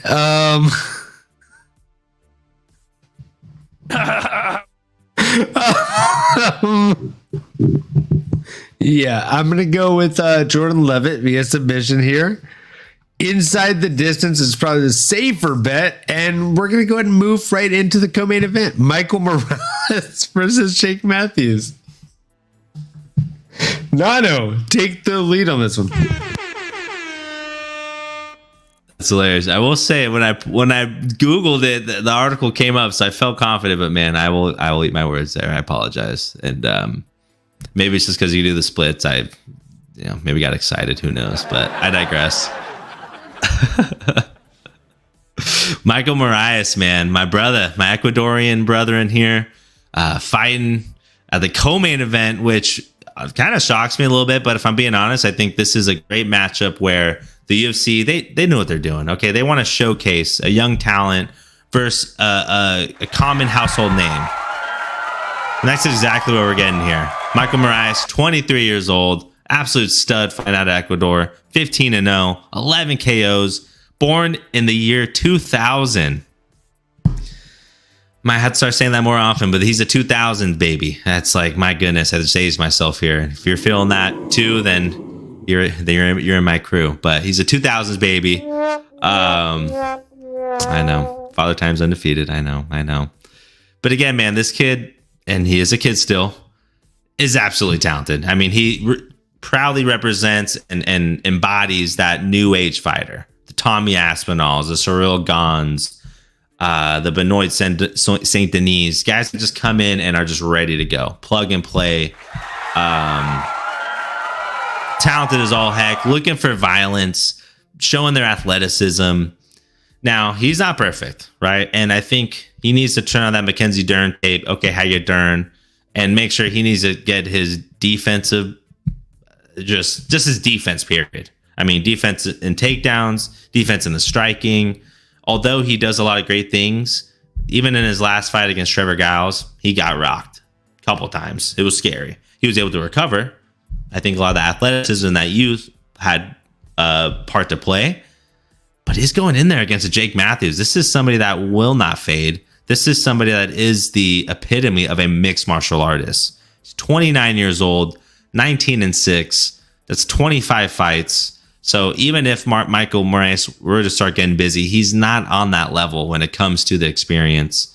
Jake Matthews, 5 knockouts, 8 subs. Yes, so be it. Very up and down. The reality is, though, this dude's an absolute savage, and he's slowly gotten better. You've truly been able to see his maturity in the UFC since he's gotten in. I mean, this guy, I'll quickly try to pull it up. I mean, he's fought so often, but it feels like he's been in the UFC, I want to say, for at least like a decade. It feels like. I'm going to quickly try to find it. 2014 is the first year that he fought, and that was Tahuna versus Marquardt. Oh my gosh. That's how long he's been fighting 9 years UFC. ago, I can honestly tell you it was the first or second season of The Ultimate Fighter that me and Mary watched together. Dude, that's insane. That's how long. Tahuna versus Marquardt was the fight night for that. And he had a submission triangle choke over to Sean Johnson.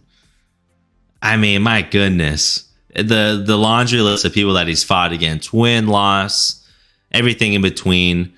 And he's still getting better. You know, again, I love these kind of fighters. I mean, it reminds me of a Charles Oliveira, a Dubronx, someone that matures, has a long road, but can string it together, can get hot, can use all that experience for the better. And Jake Matthews is right on that path, man. Like, he has all the tools. He has that potential in front of him. Can he be smart? Can he avoid the bombs that Michael Morales is going to be throwing? Can he string together a strong 15 minutes of mixed martial arts? Oh, I got to go with my Ecuadorian brother here. I am going to go with the favorite. I am going to lean Michael Morales, but I would not be surprised. I mean, Jake Matthews at plus 250 odds. He is realistically the more well-rounded MMA fighter. But Michael Morales is a next level athletic, explosive fighter that can put him out at any minute, any given second in 50 minutes. So for that, I'm going to lead for the explosive, younger talent, less tread in his tires, more raw, but he's going to get there. And this is his time to show it. So give me my Ecuadorian brother, Michael Morales. Let's go. What do you think, brother? Talk me out of it. I gotta go with Jake Matthews here. I know I'm betting with my heart on this one, and I'm admitting it outright in the beginning of this breakdown. I think Jake Matthews gets it done wholeheartedly because I've been following this man's career since The Ultimate Fighter, the season that he was on. It was a Ultimate Fighter Nations season. Me and Mary watched it. Still get the Google reminders of like X amount of years ago today. Because I was posting about different people on that season. And again, very, very fun season. Jake Matthews is a fantastic fighter. I think he has better fundamentals. I'm not just basing it on my heart here. Again, the man has like what? 20%, 30% more fights than his opponent. Sure, he has more losses, but again, he has more fights. And that means that he's been in that octagon longer. He's been in fights outside of that octagon professionally longer. And he has more ways to resolve an issue inside of that octagon. Also, everything is pretty much virtually identical. I mean, Morales has 3 more inches in height, but the same exact reach as Jake Matthews. So doesn't really, sorry. They have the same amount of weight. They have a significant amount of reach difference here. There is a 6-inch difference in reach from Jake Matthews. However, again, watching tape, Jake Matthews is typically able to break down and get inside of his opponent's guard, even when they have a longer reach than him. So I think Jake Matthews is able to get it done in this fight. I think it's a stylistically, it's a solid matchup for him, even though it seemingly has more advantages for his opponent than him. You can expect me and Nano to put a shot against each other on this one. Who's your pick? I got Jake Matthews. That's right. Yep. Then we definitely are. Then you're right about it. Fun fact: Jake Matthews sent me his address so I can send him my UFC Panini card to get it signed. What? Dude, that's freaking sweet. Yeah. On Instagram, yeah. Oh, dude. We'll send him some merch while you're at it. Let's go. You know what I'm saying? So, that being said, guys, we only have one fight left to go over, and it is the main event of the evening. You know, we got Paul Craig coming in against Brendan Allen. Nano, take the lead. Brother, let's go. A fun one. Main event here. Coming off a banger of UFC 295. Fight night here in Apex, at the Apex Center. Brendan All In Allen. 27 years old, 22-5. Every year he's been on this earth, he has a fight. 13 subs, 5 KOs. And man, I mean, this is something that, well, and before I dive into Brendan here and both the fighters, this is a clash of 2 top 15 middleweights here. In this middleweight division, a lot of buzz as of recent. And it feels like the door is wide open, right? We got Izzy Adesanya out of the picture for who knows how long. Who knows if he's even going to come back. Sean Strickland, he's going to be fighting for the championship again soon, which is super exciting to see. Can't wait to break that down with you. But again, I mean, against Stricus Duplessis, that is. So again, all things considered in this middleweight division, couldn't be better timing for two absolute dogs to square off here and prove who's the better guy. Now, Brendan Allen, I mean, this guy is someone that is a great fighter. And ultimately, I think he's very patient. Feels like he's someone that fights with a really high IQ. And although he's only lost to those boys coming out of Extreme Couture, I think if you just cancel out that whole gym, he'd be damn near unstoppable. I say that because he's lost to those of a Chris Curtis and a Sean Strickland. But other than that, I mean, my goodness, I mean, Brendan Allen has been nothing short of a fun, well-rounded fighter. His striking is certainly coming together more, but obviously, like I mentioned before, 13 subs to complement the 5 KOs. Clearly, this guy's really good when he gets on the ground. And that's where most people just aren't familiar with, right? That's where a lot of great strikers out there in the world, but it's hard to be a specialist on the ground there like certain people are. And Brendan Allen has all of those tools. However, now this is a big caveat here because he's going up against our boy, okay, Paul Craig, someone that does a really good Christopher Walken impression. Not able to do one at all. And he also does a really good Arnold Schwarzenegger impression. Listen to me. Get to the chopper now. Get down. Zal. So that impressed me about Paul Craig. You know, at 35 years old, 17-6, 13 subs as well, 4 KOs, virtually identical.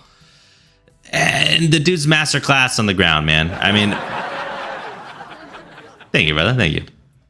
So, again, Paul Craig, at his best, he's able to submit a young Jamahal Hill and able to submit a highly ranked Magomed Ankalaev. Guys that are dogs. And I don't know if you recognize this, but those are dogs not in the middleweight division. Those are dogs in the light heavyweight division, y'all. This guy, Paul Craig, at 6'4", was fighting at light heavyweight as well. So now that he's worked his way down, which makes sense as you get a little bit older, again, he's 35, he's looked absolutely bonkers. Now, using a little bit of MMA math here, he does have a fight against and a win over Andre Muniz, who also fought and lost to Brendan Allen. I think I said that a little funny. Let me rephrase. Andre Muniz has fought both of these guys, Brendan Allen and Paul Craig. I'm going to use a little MMA math here and let you know that Paul Craig looked way better. I mean, Paul Craig made Andrew Muniz look like mincemeat. And the reality is, like, as much as Brendan Allen's going to want to get Paul Craig to the ground, Paul Craig, man, I mean, that dude's like a Phoenix flytrap. He wants you to get there. He wants you to lull him right into that sweet spot. Go ahead and take me down real hard. Go ahead, do it. I dare you. Next thing you know, he's ripping your arm off your freaking limb. So, all things considered, this is going to be the biggest challenge for Brendan Allen in his career. This is really important for Paul Craig at this stage in his career. All things considered, you know, it's plus 7 years of an age gap. So 63% of the time, the younger fighter is going to win. I am all in on our boy Brendan. And I feel like I kept saying Brandon. It's Brendan. Not Brandon. Brendan is going to win this fight. It's going to be a grappling matchup galore. I hope Mad Max was still on here. Maybe he can comment and let us know his breakdown of it. And we can clip it and show the receipts next week. But this is going to be a horizontal fight, I feel like. What do you think, brother?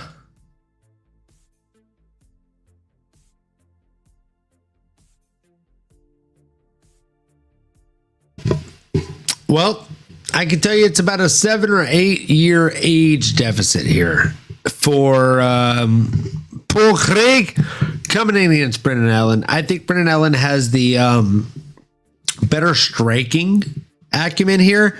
And if I'm being completely honest, I think these two have a pretty similar kind of extremely similar grappling. Yeah, it's like, I mean, it's like the Spider-Man meme. Looking at the Spider-Man meme, 100%. You have 13 subs? You have 3 subs?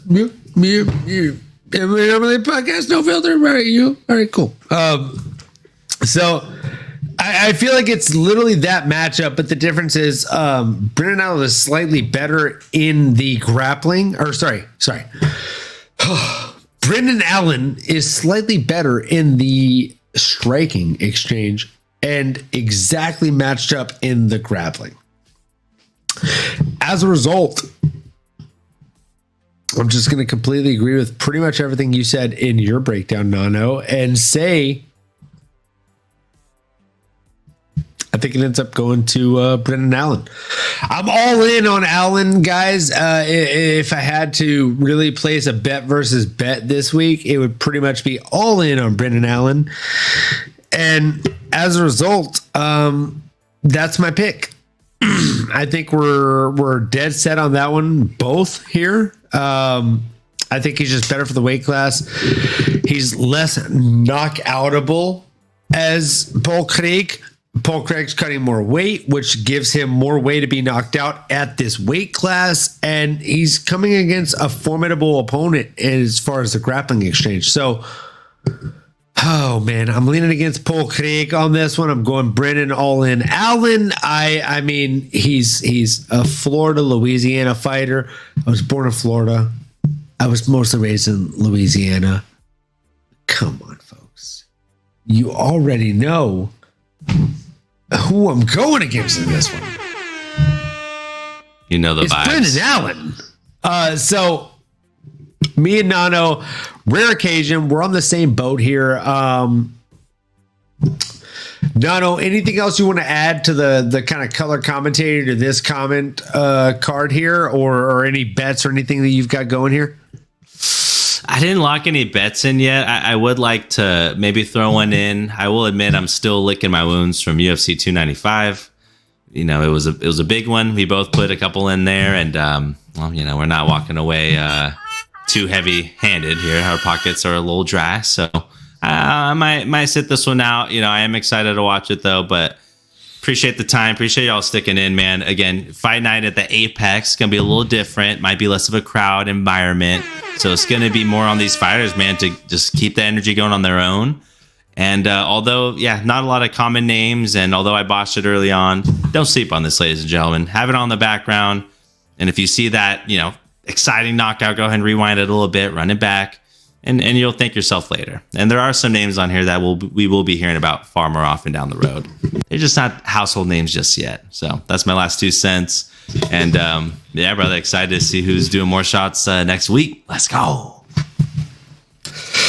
Let's go, baby. And with that being said, as always, we really appreciate you guys all tuning in for the live stream. Whether you tune in for the live stream or you tune in for the post show, either way, we appreciate you. Again, we do have a contest going on until the end of December. To enter that contest, you like, comment, subscribe to the channel. Obviously, you comment on the video, like the video. The more likes to the video, the more comments to the videos that you have, the more times you are entered into the giveaway. And the winner gets a meat and potato style Strawn Strickland's fighter, aka an MMAnomaly shirt, sent to them. So yeah, they'll be chosen at random. They'll be chosen at the end of December. And as always, we appreciate you all joining the live stream. And as always, make sure you like, comment, subscribe, smash that bell for notifications. And again, whether you're new here, old here, as long as you're a fan of MMA, as long as you're a fan of martial arts, we appreciate you. And we ask that you keep on going and keep on growing. And until the next episode, which will be next week, obviously, we'll see you then. You've been listening to the MMAnomaly Show. No filter. As you may have been able to tell, we dig the MMA, and our passion is to dive deep into the upcoming fights, give you our expert breakdowns, and help you make sense of all the chaos that is the fight game. We hope you've enjoyed the show. If you did, make sure to like, rate, and review. We'll be back soon, but in the meantime, make sure to find us on YouTube, Twitter, Instagram, and Twitch at MMAnomaly. be cool, and we'll see you next time.